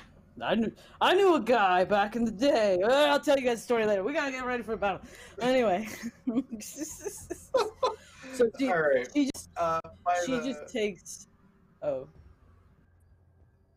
I was Go by ahead. the way, your passive scans long range do note that the enemy fleet is not moving. So there's no indication that they've seen you or detected you or anything like that. Just as a heads up, okay, they're still in the same spot. yeah. Good. And Baj is gonna leave standing orders with because like the bridge crew's gonna be gone. So the next, basically the seconds to everybody, mostly everybody here. She's going to basically command them. She's going to take them aside too separately, and make sure that they understand that their orders are, if like, you know, we will probably be somewhat out of contact with them. Like we will we will definitely try to keep like comms quiet because we don't want anybody picking that up, right? But we will find a way to signal them if we will contact them if there's emergency. Like we will take that risk, but we will find ways to signal them if we need to that are unconventional if need be, and that their orders are to basically stay undetected, stay under the radar, wait for us to basically ask for them to pick us up or beam us up, whatever the situation is. Just be a standby, but also to avoid any being detected. But if something does happen, like if they get forced into a battle or the Vorchers show up and all that, like ready to tango, like make contact with them, plan, do what you need to do. Like basically just leave, be smart, don't just like go in and try to kill that whole fleet by yourself. And stay undetected until you have backup or until we get back to you. Like just be smart. Don't try to be a hero. Just make sure that the right things happen at the right time and be intelligent. Or at least Captain, wait for us Captain, before if you- I may, one of the other groups that we are sending in of warriors should probably be assigned to taking out that defenses, especially the transporter scatter shield. Good call. Jador, can you make sure that there is an engineering team that can be that can fight their way through to that area with a few warriors? Yes, I can spare a few of my engineering team to accompany a group of warriors down there, and they can take care of that. I trust in their abilities and their Excellent. So ability to that, fight yeah. if necessary. So, is there anything else to consider before we embark on this journey? She looks at all. Captain, it may happen that you'll have to choose between pursuing the sword and pursuing the traitor. I trust that you'll make the right decision, and I just want you to know you'll have my support. If it comes down to it, someone will need to kill him while somebody gets the sword. Hopefully it won't come to that, but I know that we will all make the right choices. As your captain, I can never give you the words and... As your captain, I can never be what your families and your houses are to you. But today, I have all of the confidence and faith that each and every one of you, if you do not come out of this mission with great honor and great fame, you will die with great fame and great honor. And any of those who survive will make sure to tell the tales of all of us if it comes to that. Today is a good day to die, but today is a good day to get our fucking sword back. Yes. All right. So, this is important to our people. Our people have suffered great losses, but this will bring us back together. This will help our culture heal itself from the wars that have ravished it. over the years. Let's not fail them today. Victory and All right. glory. So, with that inspiring speech and also the message to the other teams with the Klingon version of "Have fun and make good choices," you're ready to go. Have fun and make a choice. Don't get us killed because you did something stupid. You know. Yeah. So yeah, there'll be a number of teams that go and hit strategic portions of the compound.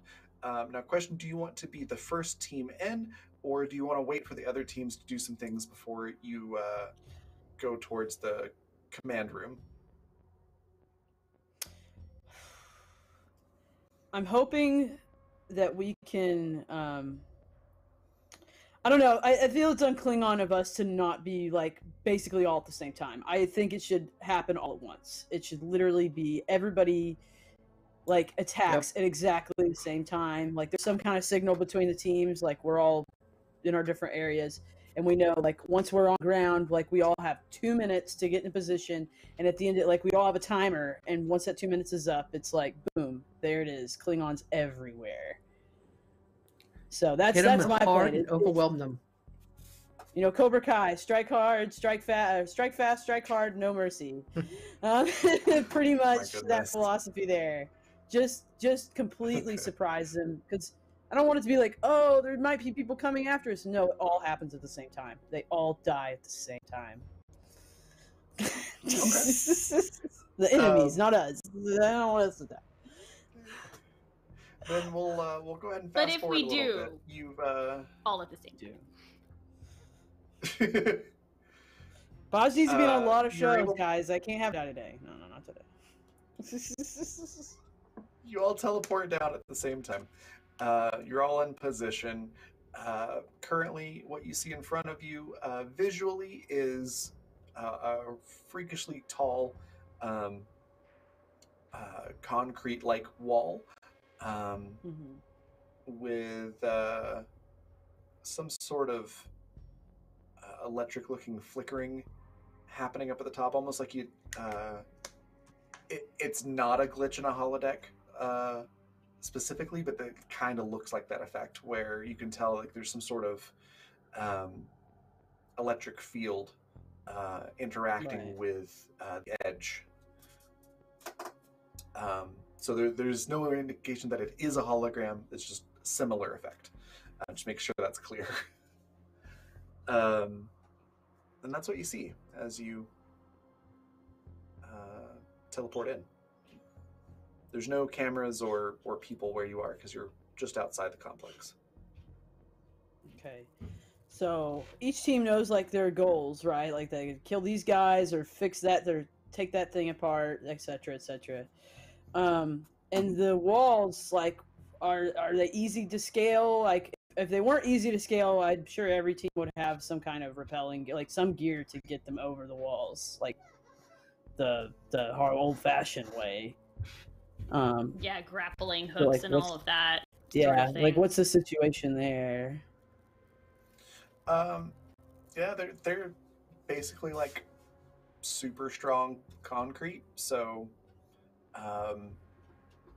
they're not really easy to climb. You could try Do we have stuff to grappling hook blow or them up something like with? that if Can you we wanted blow to. them all up at the same time?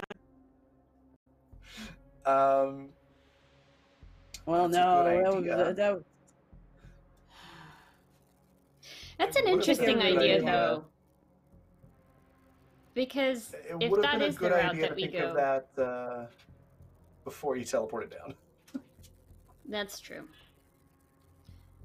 There's also always a chance we Um, watch entrances and exits and see if there is some sort of schedule at which doors open or people rotate out, and we're then able to do that classic jump the guards, steal their clothes, and then get in that way, or just storm through the entrance that way as well. we have like a couple dozen warriors in different spots. Like, Yeah. there's got to be a plan for something. We like. I just didn't think about the wall part, like out of character, but like I Mhm. imagine like would have planned some kind of thing to do with the wall, which I guess we could just scale them, like just get over the walls. Everybody's just supposed to silently, like everybody's positioned in spots where it's hard for them to be seen anyway, I would hope. So like, let's just do that. Let's just all like take the time to scale the walls. It'll probably take every team a minimum of 5 minutes, you know, to get, depending on the sizes of their teams. But the largest team, like, I mean,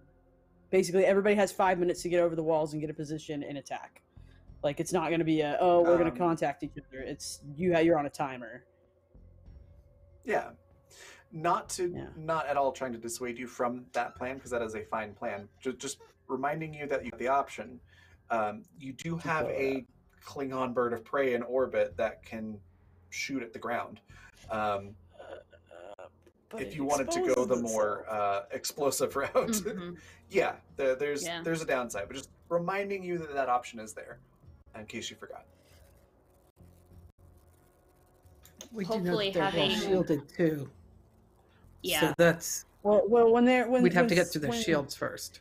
When shields, when cloaks are up, shields are down. That's that's one of the big bad things about cloaks, is it takes all the power out of shields.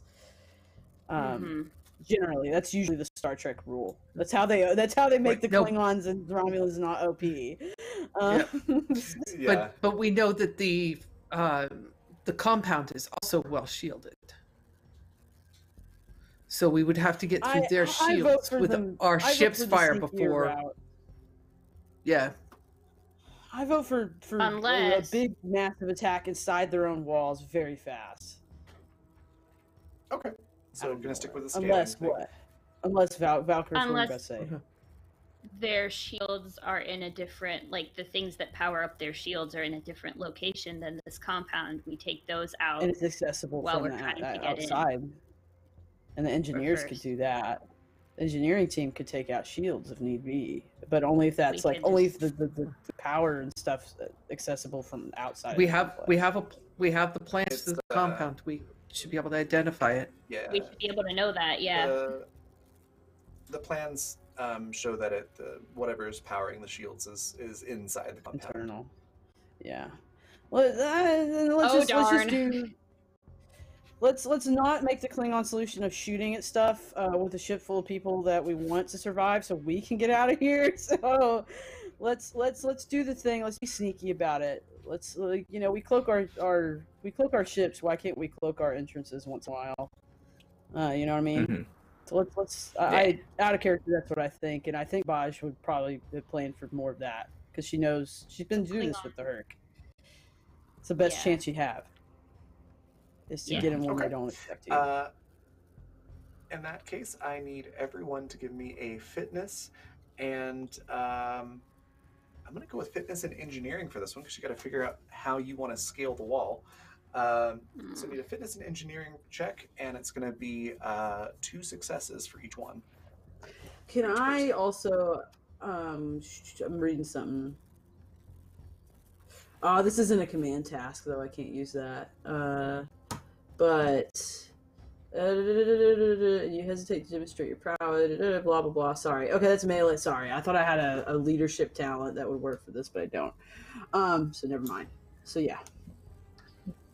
Would strategy or tactics... Would a focus of strategy or tactics come in on this? I have that too, yeah. Tactics might work. Okay. Okay. I have that focus too, so I'm going for that.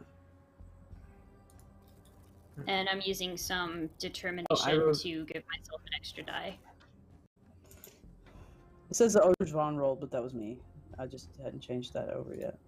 That was my sheet, though. No worries. Whoa. Okay. Whoa, that was not right. Oh, never mind. That was... There's the crit fail. Oh, no. There's one. Just one. Nope, there's... Wow. Yep. Mm-hmm. Together. Tavana and Valkyrus. Together we rise, and together we fall. We fall. The sad thing too is that we can't even use our special things where we have each other's backs because we're so bad at climbing this wall right now that it won't even matter. It's like, I have your back! Oh no. I mean, Well, that... Yeah. we have a chance to like roll like to assist them so that like it's kind of like we're catching them before they fall kind of reaction. Can we have a reaction like that? Like the other crew members? Yeah, sorry about that. Oh, wait a second. So, yeah, Could... all of you got one success, it looks like. Mhm.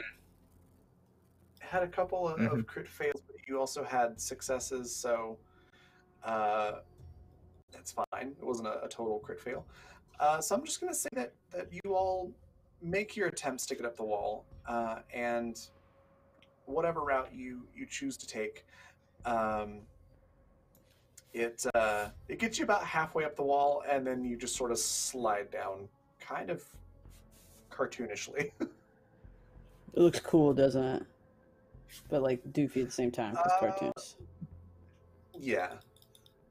It looks pretty amusing if somebody else were watching this. All right, cool. If just So one of you had done that way, they probably would have been razzed pretty hard. But since all of you did it the exact same way, everybody's just like, I imagine, kind of giving everybody the look of like, we're not going to talk about this. yeah, like this happened. This is when the Benny Hill theme kicks in. So, yeah. let me get the Every rules from all of you episode. again. This time, just need one success because you've got a feel for it now. Okay.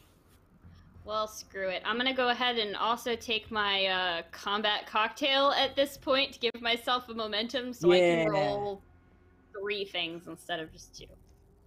That would have been part of orders, like take your combat cocktail once you get over the wall. There it is. Wow. Okay. Wait, what are we rolling again? Fitness engineering again? Okay. Yeah. There's the success. Oh no. Oh, damn it. So everybody except for Jadur and Baaj you're now up on top of this wall, and you can see that basically it's got a shielding on it that goes to the edge of the wall, but it's for like torpedoes and phasers and things like that, so you can actually pass through just fine. But yeah, Baaj and Jadur are still at the bottom of the wall. How about we do the? Times. Yeah, well, let's. Go ahead. All right, we'll do the thing of one of us like will stand on the other, get a little higher, and then go up. Yeah, And then hopefully assist. we'll- Here. Assist, yes. And I wanted to Let see you if go maybe first. there's some way, that there's like Before an you go. obvious way to open a door, maybe, so that instead of having to clamber over the wall, if they are alerted to our presence, we can just be like, come on in! There's not. Not right here. It was worth a But try! I will say that you could just all work together and get Baaj and Jador up on the wall now that you're all there. And by the time you're ready to hop down, you're starting to hear some shouts and battle noises coming from the opposite side of the compound. Well, time to look alive, people. All right. And so, yeah, just running into Cocktail it. time. We all got Yeah. our cocktail. All the Jack weapons. yourselves up. Jack yourselves Mhm. up and go for it. Mm-hmm. And Let's do this. we know our path. Let's stick to it. We'll fight on our way, but I hope we don't have to do a lot of fighting. We just need to get to where we need to get to. Hopefully, we're distracted.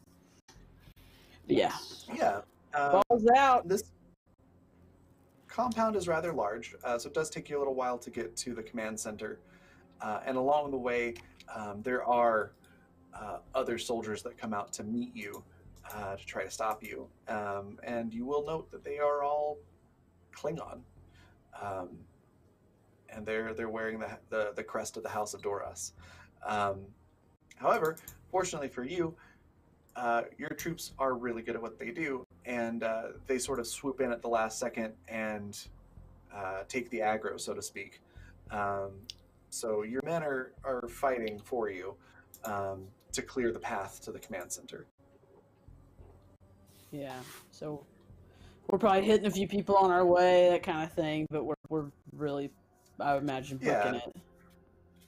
You might have like a couple of batleth strikes and whatnot with a soldier here and there, but no real extended fights. Yeah. To use a sports analogy, like y'all are the quarterback heading to the goal, and all your troops are keeping everybody from trying to sack you. Yeah, exactly. There you go. Yeah.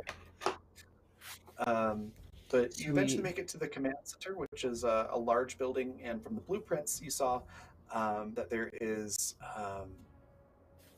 it's sort of a larger open building, and there were some of the bodyguards outside the command room. So there's like one room that seems to have sort of the control center of the whole operation. So there's probably a couple of guards standing right outside that room, and then what you're pretty sure is Zhang is inside there with some other bodyguards. Disruptors out in hand. You're at the door to the main building, and the door is closed. It's not locked though, so just kind of let me know, how do you want to approach breaching this door and heading to the room? I think it's a good time to have our interference targ deployed. Yeah. Yes. Have them barrel that door down. I mean, it is unlocked. We can just open it. Yep. They're not going to expect targ just busting through there, just caffeined up. Yep.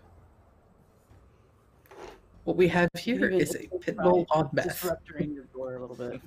Yeah, let's like shoot the door a little bit and disintegrate the door, like damage the door enough that the targ like just bursts through. Because they're, by this point, those guys in that command center, they're probably aware that something's going on outside. Oh yeah, definitely. Yeah. So, yeah.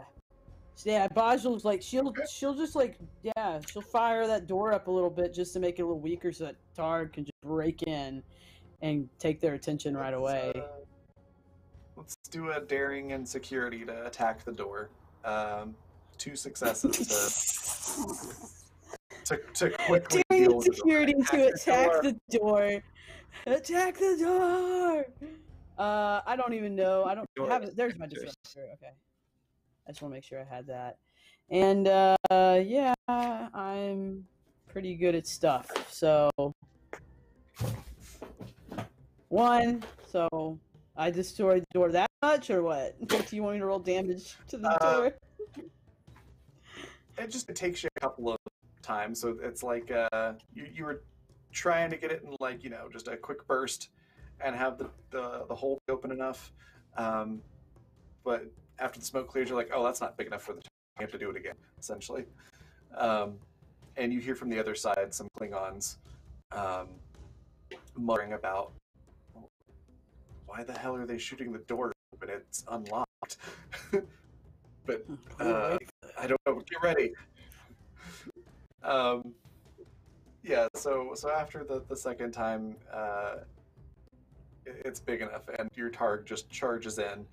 And now I get to do some rolls. Okay. Battle dog. And kills everybody. Ooh. Fantastic. So Good news. Your targ doesn't die yet. And you hear a Klingon yelling, "Get it off! Get it off! Get it off!" Along with growling and some kind of gross flesh ripping sounds. And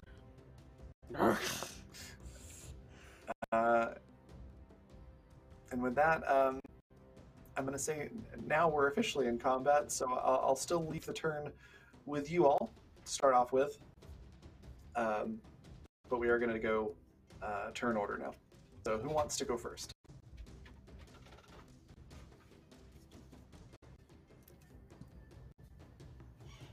You know what? You know what?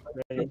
I think no. Could I? Because I think Valkyris is really Please. just graded at having absolutely like let down people in combat this She entire wants to prove mission. it.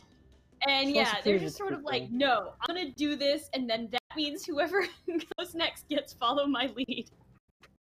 Right on. Awesome. I'm going to How do go you wanna do after this? whoever it looks like is the most in charge and go whack with the bat'leth.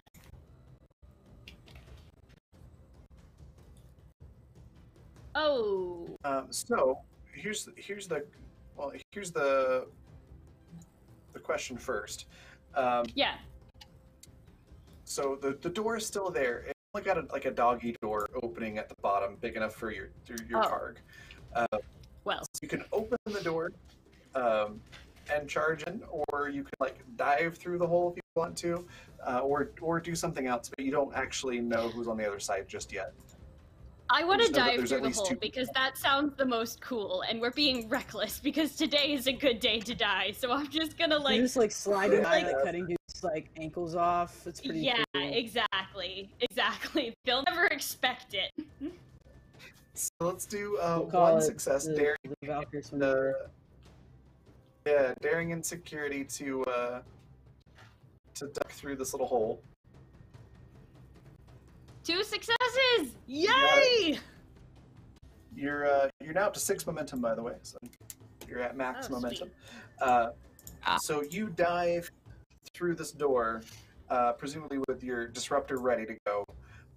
Yep. As you're sliding, you see the targ is just we'll just say disabling one of the Klingons without going into too many gory details.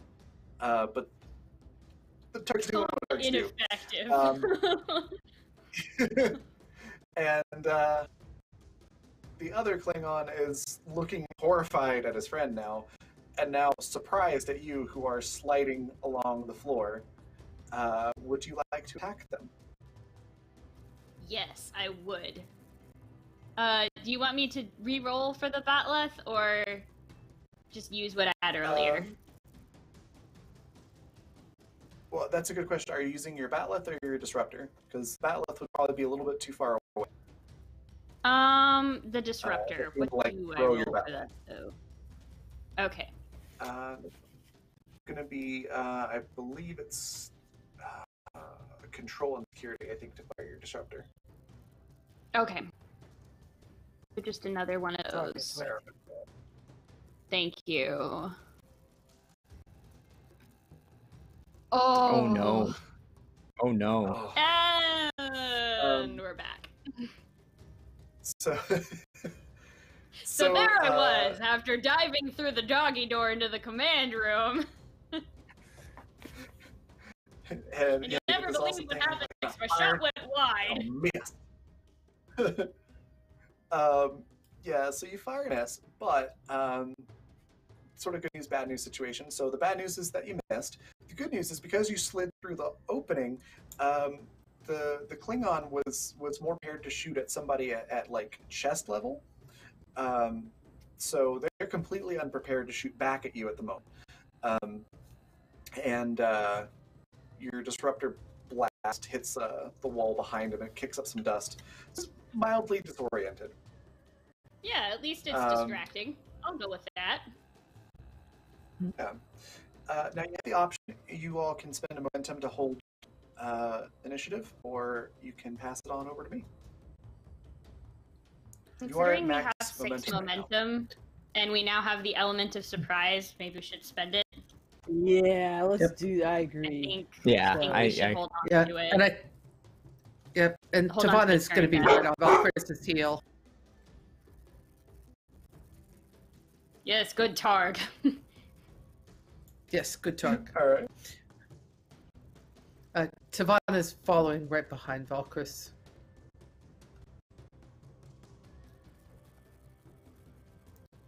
All right. Start from my guy. She's gotta be behind her. Are you Yep. diving through the opening as well? I think Or opening the door? opening the door because the Valkyrie's coming in down low. Savannah's going to come in through the front. Just open the door and just fire. So with her disruptor. Alright. So, let's see. yeah, I think I just you don't need to roll to open the door. It just opens, and you immediately see a very confused and concerned-looking Klingon soldier holding a disruptor, and Valkyrie's still sort of starting to slow down, but still skidding across this very polished stone floor. I will aim at the one that's holding the disruptor. All right.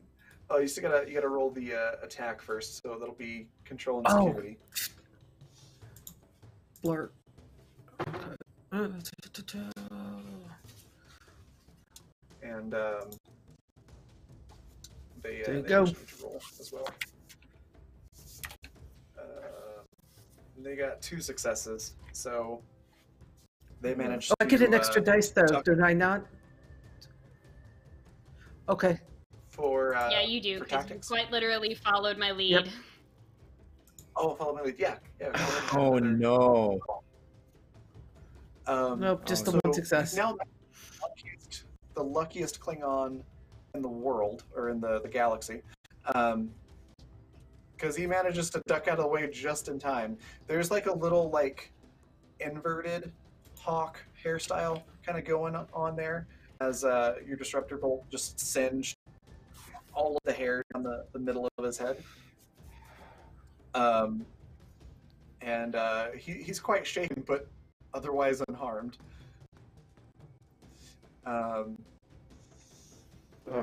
Same question. Do you want more momentum to keep the turn, or pass it on? Captain?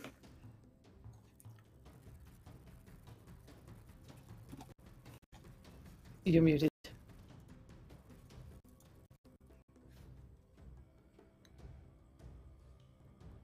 Oh, still muted. Can't hear you. You're still muted. Buster, we can't hear you. Sorry, I was in there thinking y'all can hear me. No, yeah, let's keep the momentum. Let's keep the whole thing, rolling and going. So Baj, as she's kind of, I assume this is like a hallway kind of situation, maybe. But whatever this Yeah. everybody's ahead of her, right? And they've gone through, and she had the disruptor out, but now she's sort of pocketing it or holstering it, and she's pulled her batleth out. She's switching to batleth as she's sort of doing one of those really brisk walk-ups, and then she just kicks the door open, and whatever Klingon that's an enemy that is close, if there's anybody close to the door, within just a first strike distance, she's gonna do it right away. Otherwise, she's obviously gonna go up to somebody that looks like they need a good batleth thing.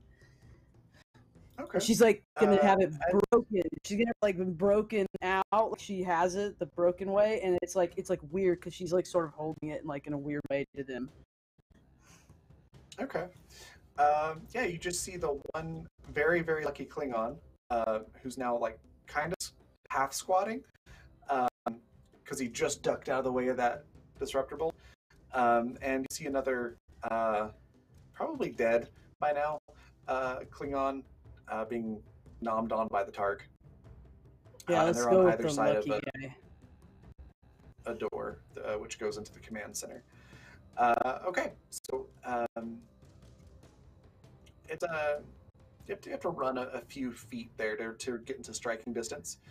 But he's plenty distracted from everything that's just happened, so Yeah, you're able to get and there to then him easily. I guess that's fitness security. It's a melee attack. Yeah. So I'm gonna go with that, and then she's a melee combat specialist, so she focus. So she does use a focus in this, presumably. So here we go. Okay. Hell yeah, baby! That is going to succeed. Go ahead and roll your stress. They only got 1 success. And then her bat list has vicious and vicious 1 and opportunity 1. So the deltas are 2. So it's 2, 4, 6. It's 6 stress. A whole bunch of stress. You quickly disable him. He's still alive, but he's on the ground and not really in fighting shape.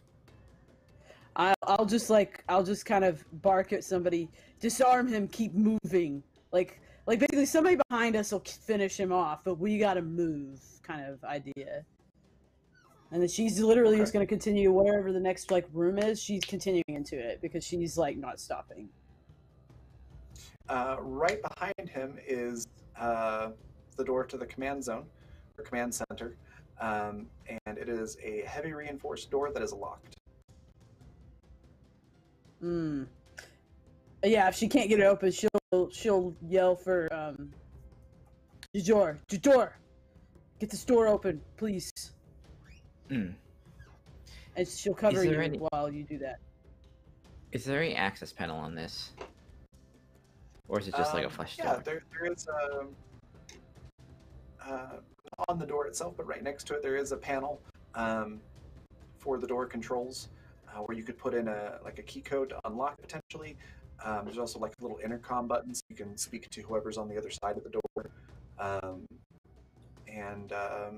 That's about it. It's your standard Star Trek door panel. So I think she's going to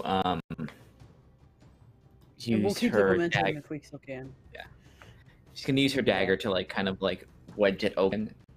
If not, she'll shoot it with her disruptor just to try and get in. But she is gonna try and just reach in there and see if she can, short circuit it or get this door open. Okay, gonna kind of try to hotwire it. Yeah, you can absolutely pry it open. That's pretty much like Star Trek canon. It's always super easy to pry the control panel off the door thing. So you're able to get in there real easily. And let's go with... I'll let you choose between control or reason, whichever you prefer, and engineering to try and hotwire this thing. Okay. And it's going to be 4 successes to crack it open. Also, just as a heads up, just a reminder, there are at least 4 other people also, and what you presume is Jaing on the other side of this door. So just keep that in mind as you're trying to open it. Okay. Muted, Buster. Oh, sorry. I was gonna And say we still I'm have covering you momentum. so that you don't get shot at if the door opens. And 2, as a commander, I do have an ability, so I can command, because I gave you a command, you can get an extra die. This is a direct command, and I'm being hey, do this. This is important.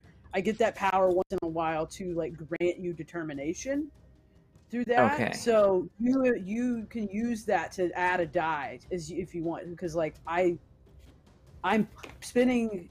I'm basically I'm spending a determination to give it to you. So that's what I'm doing right now. I just spent a determination to give to you. Okay.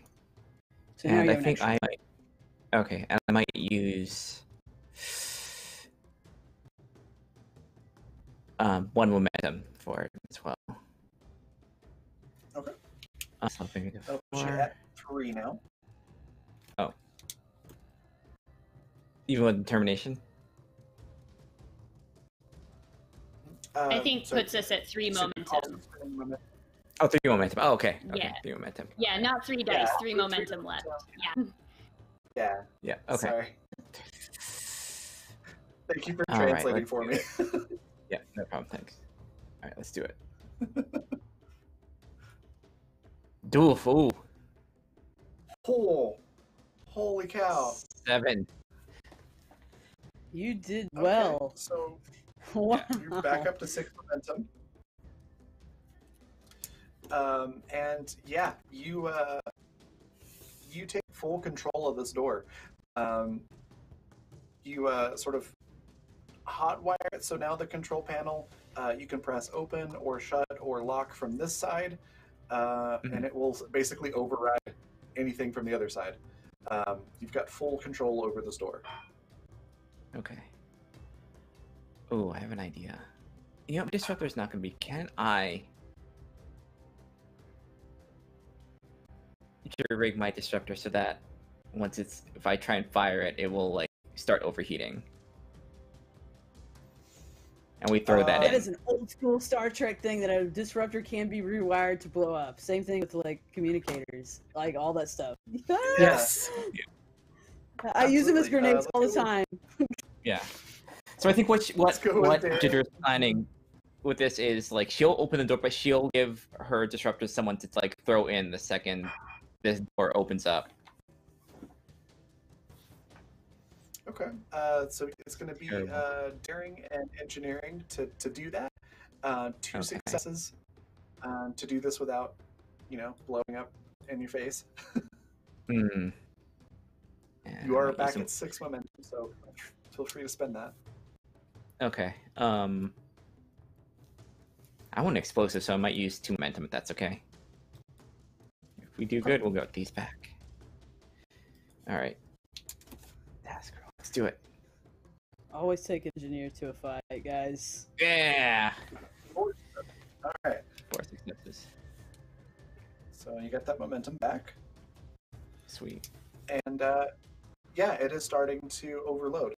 And it's making that, noise.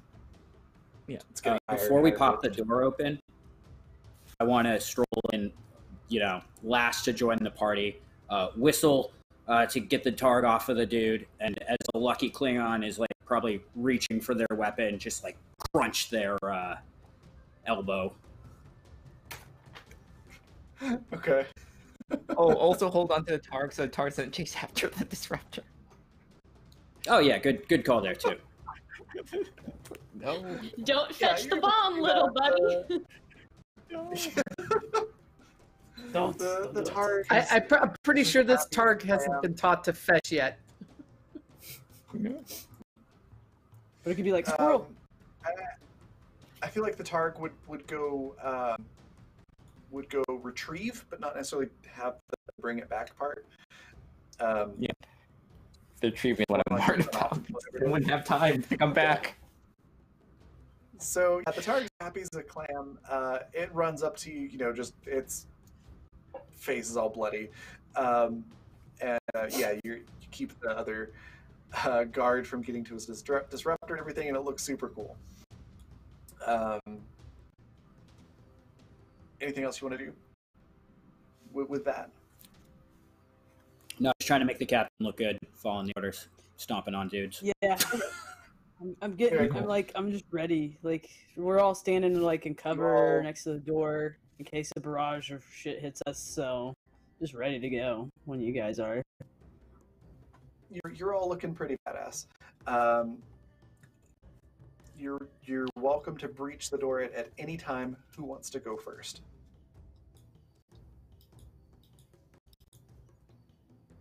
Well, I'll go first. Like, Yeah. the doors. I guess I'm not understanding what's happening. I thought you were like, what are you doing with the thing? You're overloading it to throw into the room and then like shut the door. Yeah, if someone wants to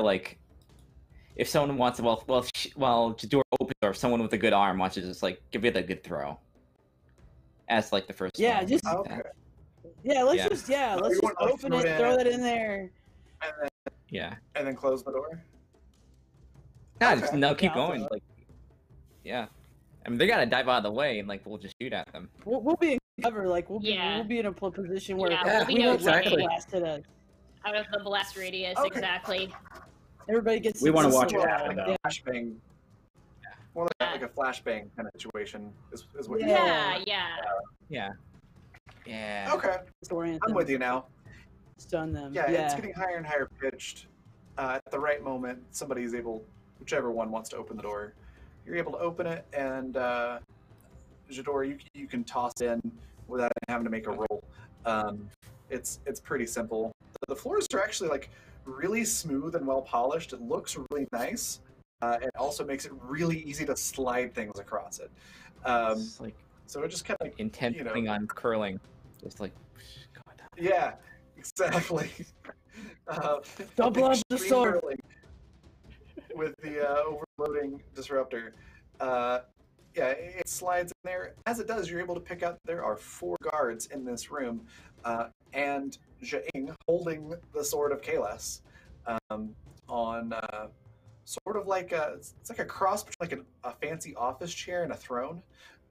So it swivels and it's got wheels, but it also kind of looks like a throne. It's actually pretty cool. But you notice everybody like kind of duck out of the way, and Jaing sort of falls backwards out of the chair and is hiding behind it. And that's the last thing you see before you look away as it explodes and it makes a loud noise and everybody's kind of disoriented. Which means you're gonna get instead of them shooting at you as soon as you walk through the door, which was their plan, you now get the first move in the combat. If y'all are okay, I would like to go first. And does he still have the sword in his hands, or is it like when he fell back, like he sort of dropped it like a doofus? Oh no, he still got the sword. It was sort of a not super graceful combat retreat. So like he meant to fall out of the chair, just wasn't as graceful as maybe he had hoped. But held onto the sword. Yeah. Yeah, she's gonna go directly for him and let everybody else, like, for now, she's gonna expect, like, you guys, and if anybody else makes it in here, can deal with the guard. She's gonna go cut him up for now. She's gonna go for the jugular of the mission here. Okay. Since everyone's disoriented, I will say you can get to the opposite end of the command room where he is. Without any of them trying to stop you, but you're not going to have enough time to like run up and swing And at him. really, Take okay, a turn. that's fine. That's fine. She's just basically, that's fine with me. She's gonna like just take position, or get, like basically setting up to get ready to strike him in the next turn. But she's just gonna like kind of say to him, she's just gonna say to him, "Ah, Jing of Duras, stand and die today." Like, she's actually giving him the chance to like get on his feet too. Like that can like she can't get all the way to him to really get a surprise attack. She's gonna be like, at least get on your feet and let's do this. All right. With that, you still have 6 momentum. If you all want to hold the turn. I'll hold the turn for you guys. Like, whoever wants to go next, y'all hold the turn's y'all's.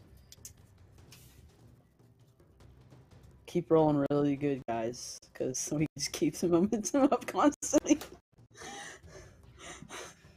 Who wants to go next? Sorry. I'll go. I'll roll in. Oh yeah, go for it. It's like full assault, right? Like I'm gonna go in, find the nearest person, and rough them up. Yeah, there's like four guards, 2 on either side of the door, and they're sort of between you and the captain and Jaing. Yeah, so I go in, pick one off, sort of, try and solo one out, and take an attack with my mechlith. That's okay. Am I able to get up to them and do that? Oh, absolutely. So you pick like the first one and take a swing. So that's going to be fitness and security. Okay. And ooh. Oof. Oh, and they did well. So it's a complication. So I'm going to say in your effort to or in excitement to get in there and swing at somebody, you actually end up tripping over Valkyris, and sort of face plant Totally in blaming front of the guy. Valkyris for that. Do it. My Trying to- bad luck is just rubbing off on you. I was gonna say, for once, it's not Valkyris that did the bad. Except in the combat. it kind of was. Hey, as long as you don't stab your captain in the butt by accident, you'll be okay. You'll do better than Valkyris did. I still have that scar. Okay. It was not found by a Ferengi. Oh goodness. Do you want to hold the turn or pass it on? I'll spend the momentum and hold the turn.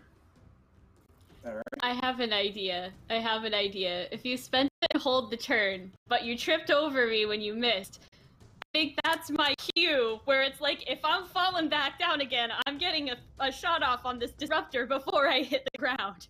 So I would like to just try and be like, wah! And shoot whichever one of them is close to me. Which is... Control and There's security? two equally Epic close. belly flop. Yeah. So there's two that are equally close to you. There's one to the left that Kolek is now face planted in front of, and one to the right. Okay. Alright. Let's use the one that, or let's try and aim for the one that he has face planted in front of. All right. Oh, yes! That is gonna succeed. So go ahead and roll your damage on that one. Okay.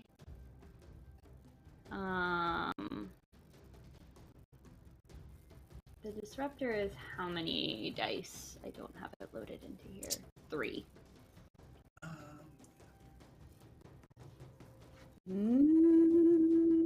Yes. Okay.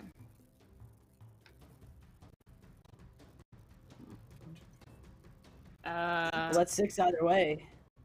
Says And about the left, disruptor has but vicious it's 1. Yeah. yeah.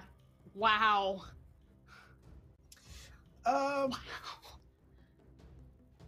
Yeah, I'm just gonna say there's a hole where his chest cavity used to be. His important And he just life-sustaining parts used to be. Yeah. Like in Yeah. this week, I'm sorry.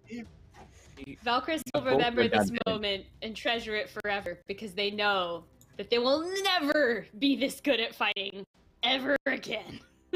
We totally all saw that, and we'll talk about it later. It'll be amazing.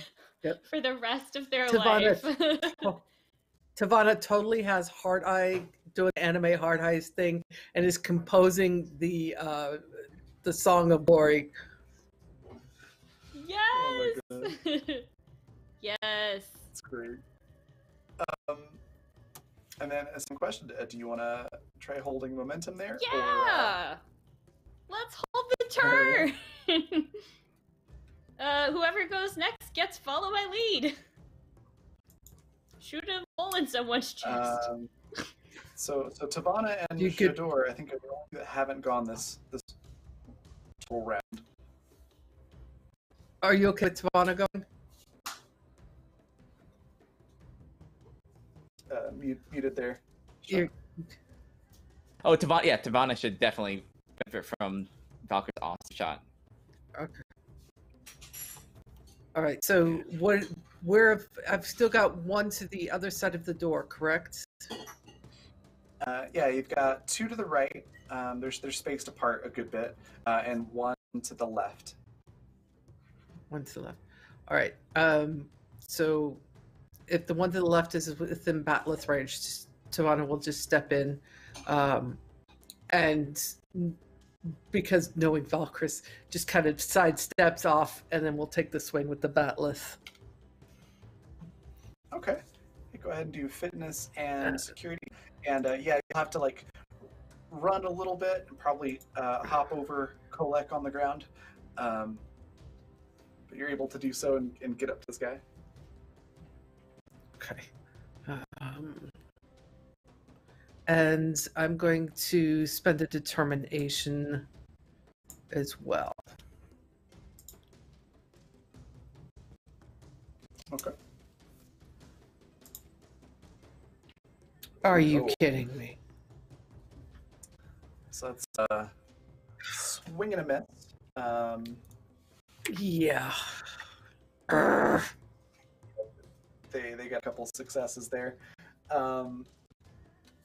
So yeah, they're able to duck out of the way. You're able to hold momentum for Shador, or just go ahead and pass turn. I think I want to go ahead and hold the momentum for Jador. Okay. All right. Yep. So, yeah, Judor has a batleth, and she will actually like while that one that Tavana is engaged with, I'll use the opportunity to kind of like see if I can stick him. Okay. So that's fitness and security. Mm-hmm. You'll also have to hop over Kolek. Mm-hmm. We're all home. Okay. Let's do it. Ooh. Three successes. I only got 2, so that's going to succeed. So go ahead and roll damage.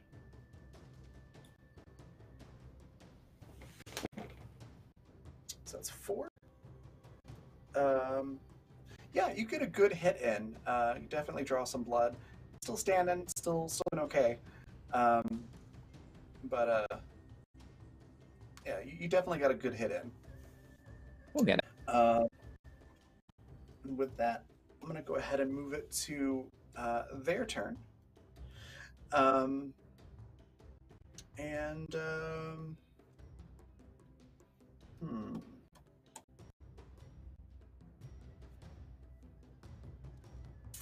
I think we're gonna do this. The one that you just hit is going to take a swing at you there, Jador.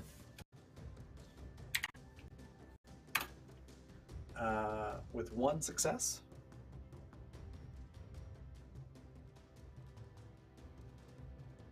You're muted there as well.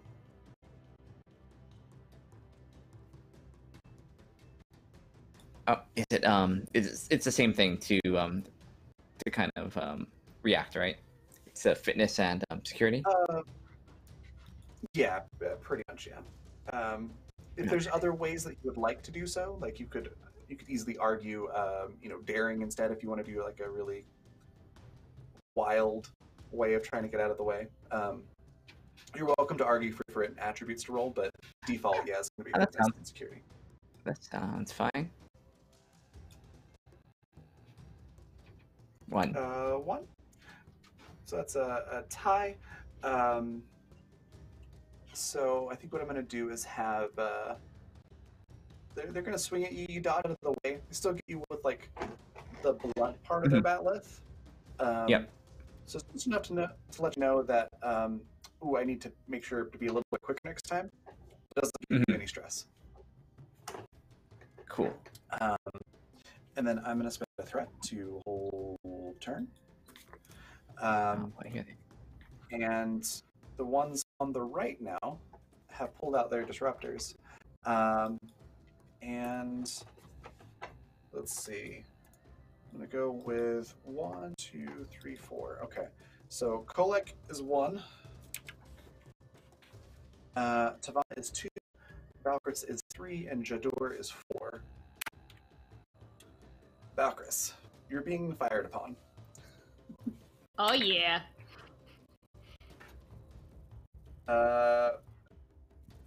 Just don't They fail. failed. Like don't crit fail your dodge on that. Okay. What do I roll to dodge?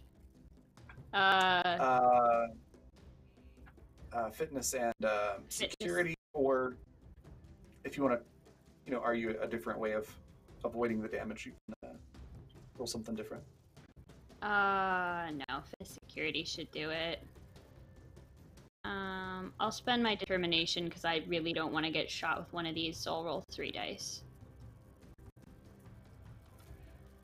Okay, that's fine. You didn't crit fail. That's all you had to do was just not crit fail. So they go to shoot you with their disruptor, and it jams. And Oh, nothing cool. happens, That except was they lucky. Yell a string of Klingon curses at their weapon, and they're like hitting it, and they're trying to get it to work. Gonna spend another threat to.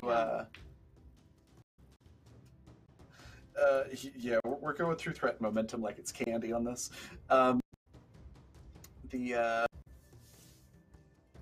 The second one on the right-hand side is also going to shoot. Sorry, they really are out for your hide there, Valkyrus. That's okay. Let me roll again. Okay. So that's Just 2 this time. 2, 3 successes Okay. for the guy with the gun, including a crit success. Ooh, so I need to roll how many to dodge successfully? 2. At least 2 if you got a crit. Yeah, it's 3 successes total. To not hit, essentially. Yeah. Okay, I'm gonna spend a momentum to roll an extra die, so I have a chance. All right. Oh no. Nah. Still gonna get hit. No. Could somebody roll me damage on a phaser or disruptor? I could, but I don't want it to take into account I got all of my thing. Here, I'll roll through challenge die. Oh! Yeah, your security depends. Yeah. Yeah. It should just be 3. Yeah. 3 weapon. So let's take the first 3. Yeah. Okay. Ignore the last 2. 1, 2, 3, 4, 5 stress. Okay. Is that where Okay. the body armor comes in? I believe if you have armor, it does negate some stress. Not entirely sure check that. how much your armor does. Yep. But figure it at least negates 1, so. Okay. Yeah. That's So still 4 stress. a lot of stress. Yeah. Yeah. I think the crit Getting makes shots it real towards bad. more Don't do damage, it. But I'm just gonna ignore that. For now. And Okay. then spend 1 more threat. You got picked on pretty hard by the dice, so I'm gonna be a little bit nice there. So spend 1 more threat. No, it's fine. Just for the record, if I die this way, this is totally fine. Don't worry about it. It is not fine. That's good. Fine. I got a whole other episode to try and kill you all. All at once. So with that, I spending 1 more threat, making my threat pool very small now, to give Zhang a turn, and Zhang is going to stand up with a sword and just shout out. I think the Klingon word is "medyep" for stop, isn't it? I'm pretty sure that's the Klingon word for it. It says Klingon for stop. Shouts it out. And looks at you all and says,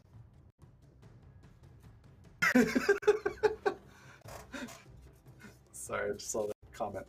So he just shouts out, "Media! We are all Klingon brothers and sisters here.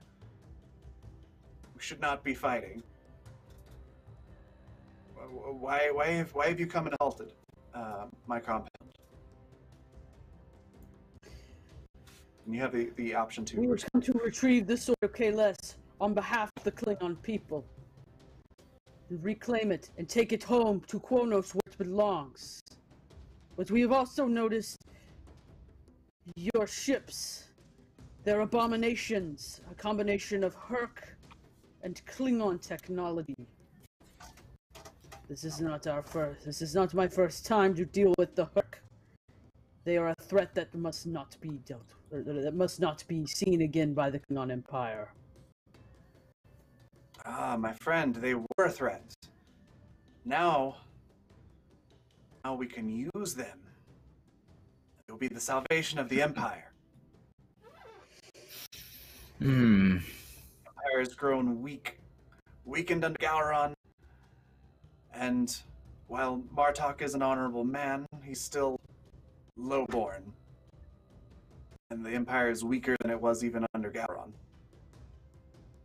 Obviously, the war didn't help that, but I can appreciate that, but it still remains that it needs stronger leadership and reinforcements. With the sword of Kahless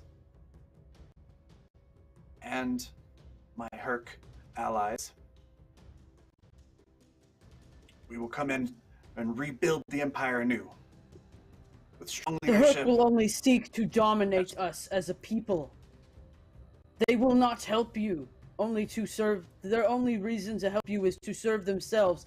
And for once and all, killing the Klingon Empire as they intended to do over 1,000 years ago. How foolish are you, Jing, to think that they are trustworthy? We once said the same thing about the Federation, that they couldn't be trusted and there could only be war, and now you're strong allies with your Federation children. Who's to say that we can't be friends with the former enemy, with the Hurq, like we have been with the Federation? In the Alpha Quadrant, and the Gamma Quadrant, for that matter, it's plenty big enough to split the spoils of war. This is not a time for the Klingon people to go to war. The Klingon people need to build their strength back up before their next conquests. You know this, we all know this. You speak of Martok as if he is some fool, because he is lowborn. You haven't even given him a chance to try to fix this currently bruised empire. And you are of House He's a fine Duras. military. Duras does not exactly have a good record in its behavior. I'm willing to accept that. And Martok, he's a fine military strategist. I would be honored to have him serve in my empire. But the fact remains, the Duras had the rightful claim to the position of Chancellor, and were denied it. And he sort of points to a bank of monitors behind him, which shows that fleet of ships, and says, the Empire as it stands now is absolutely not ready for war, but with all of this military might that I've amassed, we will be.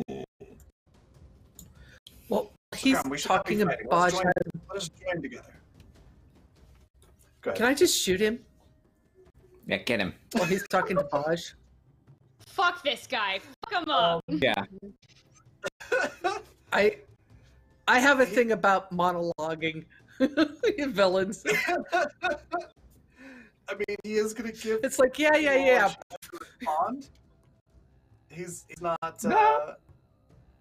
Shador's he's not also attacking with or, Shador's with Anna. How dare. Little boy Okay. son. Yeah, That no. is got that much to monologue. say, put it in a Talking letter. about all of this, like, your I can't honor control comes their from your actions. birth. We are gonna have You can't words. control their action. If they So- shoot him, I can't tell them not to. I'm in a conversation with him. We are pretty close into session, though. Yeah. Yep. Let me explain how this goes down. So, Okay.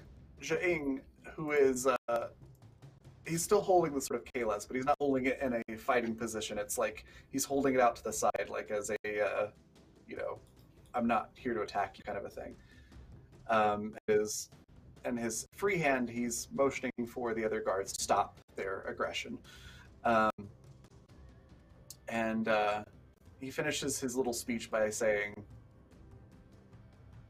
"We don't need to fight each other. Join with me and we can strengthen the Empire together." And that's when he stops talking and the turn passes to your side. And then Tavana, you still want to shoot this person? Yeah, I'm taking my shot. I am not throwing it away. All right. And I will use the injection to give myself an extra dice. And so disruptor, it's still fitness and security, or is it It's command or control and security. Oh. control and security? All right. Yes, okay. 2 successes. All right. I'm going to spend some threat to juice this up. 1, 2, 3 successes for Jing. So he ducks out of the way at the last moment and yells out for reinforcements, and that's where we'll end the session. Well, Bosch is gonna stab him at the beginning of the next episode. I think I tried, fam. I tried. there is. I mean, yeah. No, you're Bosch is not this guy now. spot He on, was though. not All of us saying were the right just like, this is it. Kill him. I like how as a crew y'all are like, no, we're done. Like, we're done talking to people. We're just gonna kill him now. We're Like, Klingons, Bob's trying damn to, it, like- we fight! like- But I was just trying to get some semblance of an explanation out of this guy, and you guys are like, nope, he's gonna die. That's the facts, Jack. I mean, he heard we're going to ally with the Hurq, and Tavana was like, yeah, no. Mm-mm. Yeah, that's a bunch of pipe dreams. That's stupid. Yeah. Sounds like the Hurq are ready to basically do what the Dominion did. Yeah. Or Oh. getting ready to, though. What? No. Oh, the Dominion and Starfleet, or the Dominion Federation, the Klingon Empire, and like a lot of superpowers in 2 quadrants are pretty weak right now.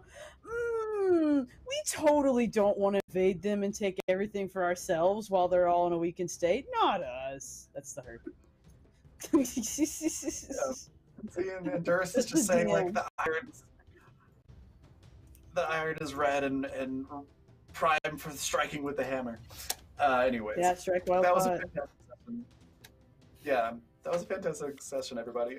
We're gonna go around and give everybody a chance to talk about their favorite part and where we can find them. But real quick, I wanted to give a shout out to sponsors. Of course, Modifius, who makes Star Trek Adventures, including this awesome Klingon addition to that series that we're using here. It's amazing. I highly recommend it. It's so much fun, and the book is just really cool to read. And then also for Helmgast, the cult game. I am blanking on the name. Cult Divinity Lost. That's the word I was looking for. Thank you as well for the sponsor. And with that, we're going to go the opposite order of how we did intro. So, Buster, what was your favorite part, and where can we find you next? I think my favorite part today was actually that moment with Kolek and Baj, like having like she's kind of sort of giving him like I guess the equivalent term would be like sort of a bit of a dressing down. Like in a military, and when you're talking about military, but she kind of had that moment of like, hey, I have to discipline you about this because this is not acceptable. But he had his like, it was cool. Like I really enjoyed that. I was really glad to see Dev like just come forward, like really like he very Klingon reason to be upset with the captain, and awesome, really good role play, Dev. And also, I mean. Also really Tavana and them, but everybody, I think we can all say that's everybody's favorite moment is the Tavana letter.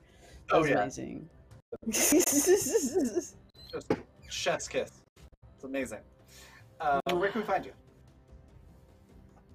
You can find me here on Twitch, Buster the Destroyer. I stream a lot of Star Citizen, and I do some other things once in a while, and I guest star on shows about Star Citizen. You know, the scam game that everybody calls it.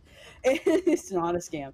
But and then of course on Twitter, Buster Destroyer. Here on Twitch, Buster the Destroyer. But yeah, like Twitter and Instagram and all that, Buster Destroyer. And I'm going camping this weekend, so yeah, hopefully no alligators will test me. Awesome. Next, Shauna, what was your favorite part, and where can we find you next? Oh, I love the letter. Also, I like the timing because it's like right before battle, and you know, maybe maximum tragic. Who knows? I'm a monster. I'll say that. Yeah, I'm Shauna Flying Cirrus on Twitter, where all the games that I play and the art that I do, including this week, is this week's finale time. So it's finale for Rapscallion game on Wandering DM on Saturdays. Our pirate game. We're gonna fight a powerful sorcerer. Who knows? And on Monday, it's gonna be Crownlands finale, season finale, and I'm scared. I'll just say that I am very scared for what happened on Monday. I'm not too sure I'm prepared for that.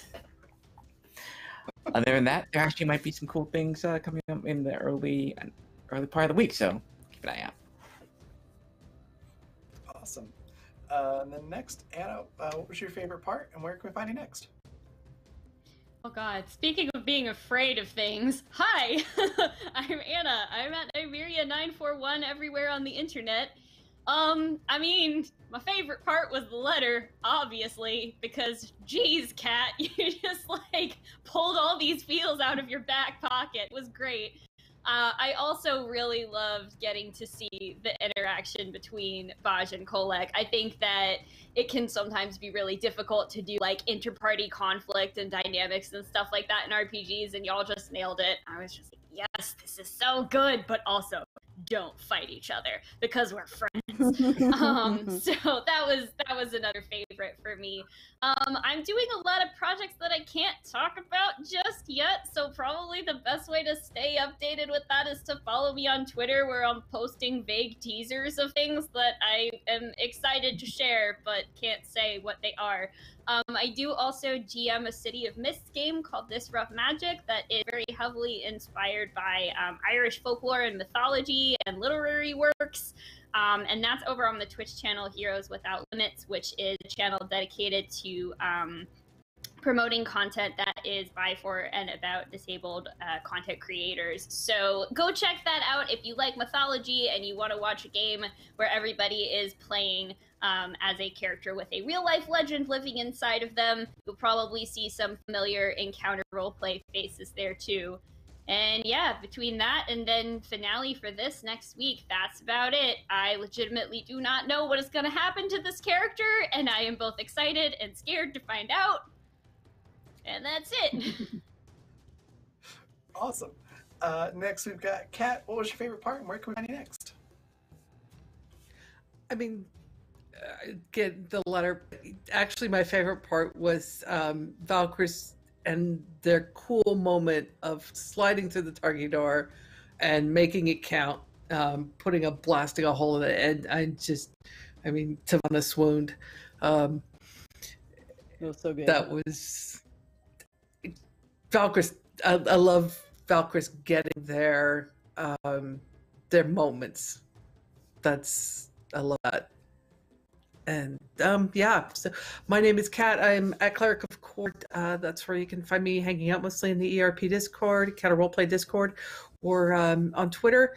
I haven't been tweeting much lately, but I'm starting to get back into it. Let's see, what have I got coming up?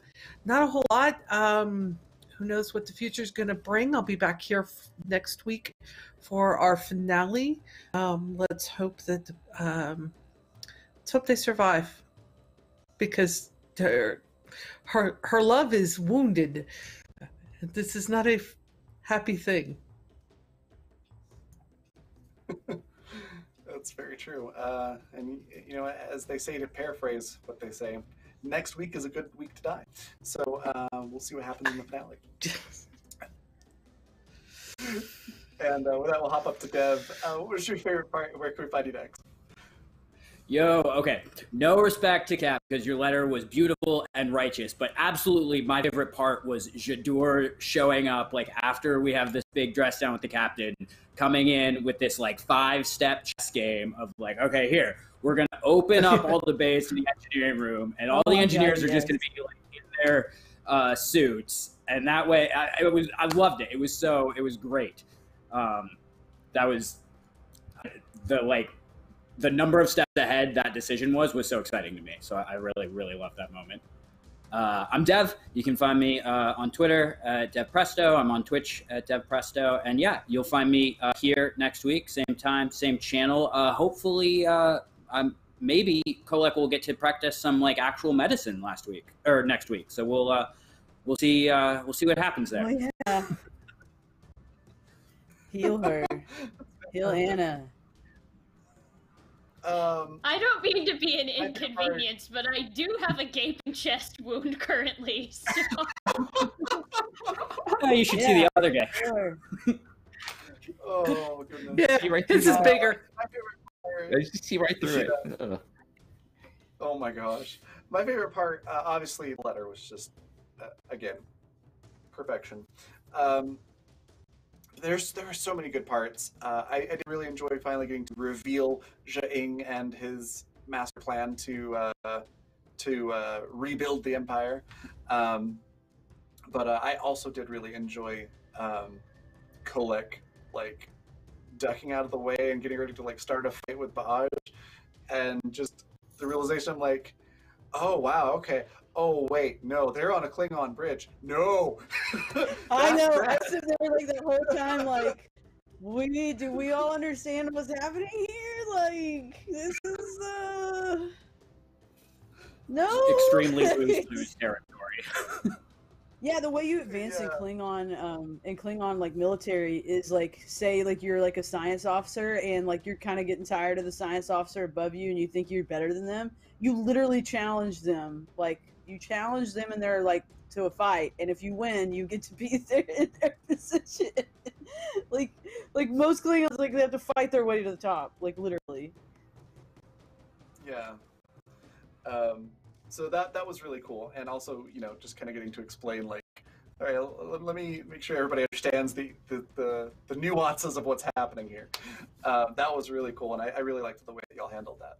I'm super excited for the finale next week. A lot of stuff's going to happen. There more likely than not will be an epic space battle, just given how everything is leading up to all of this stuff.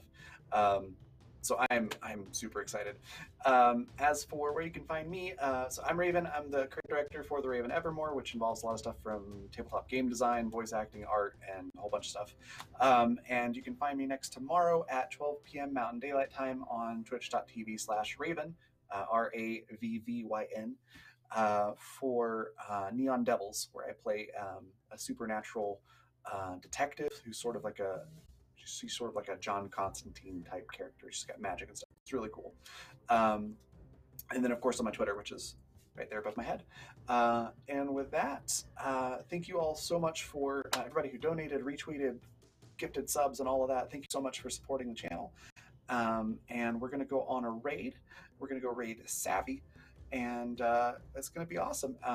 Looks like she's gymming the Diesel Punk scheme tomorrow, which is you should see a trailer for that here in a little bit. So thank you again so much, everybody. We will see you next week. Goodbye.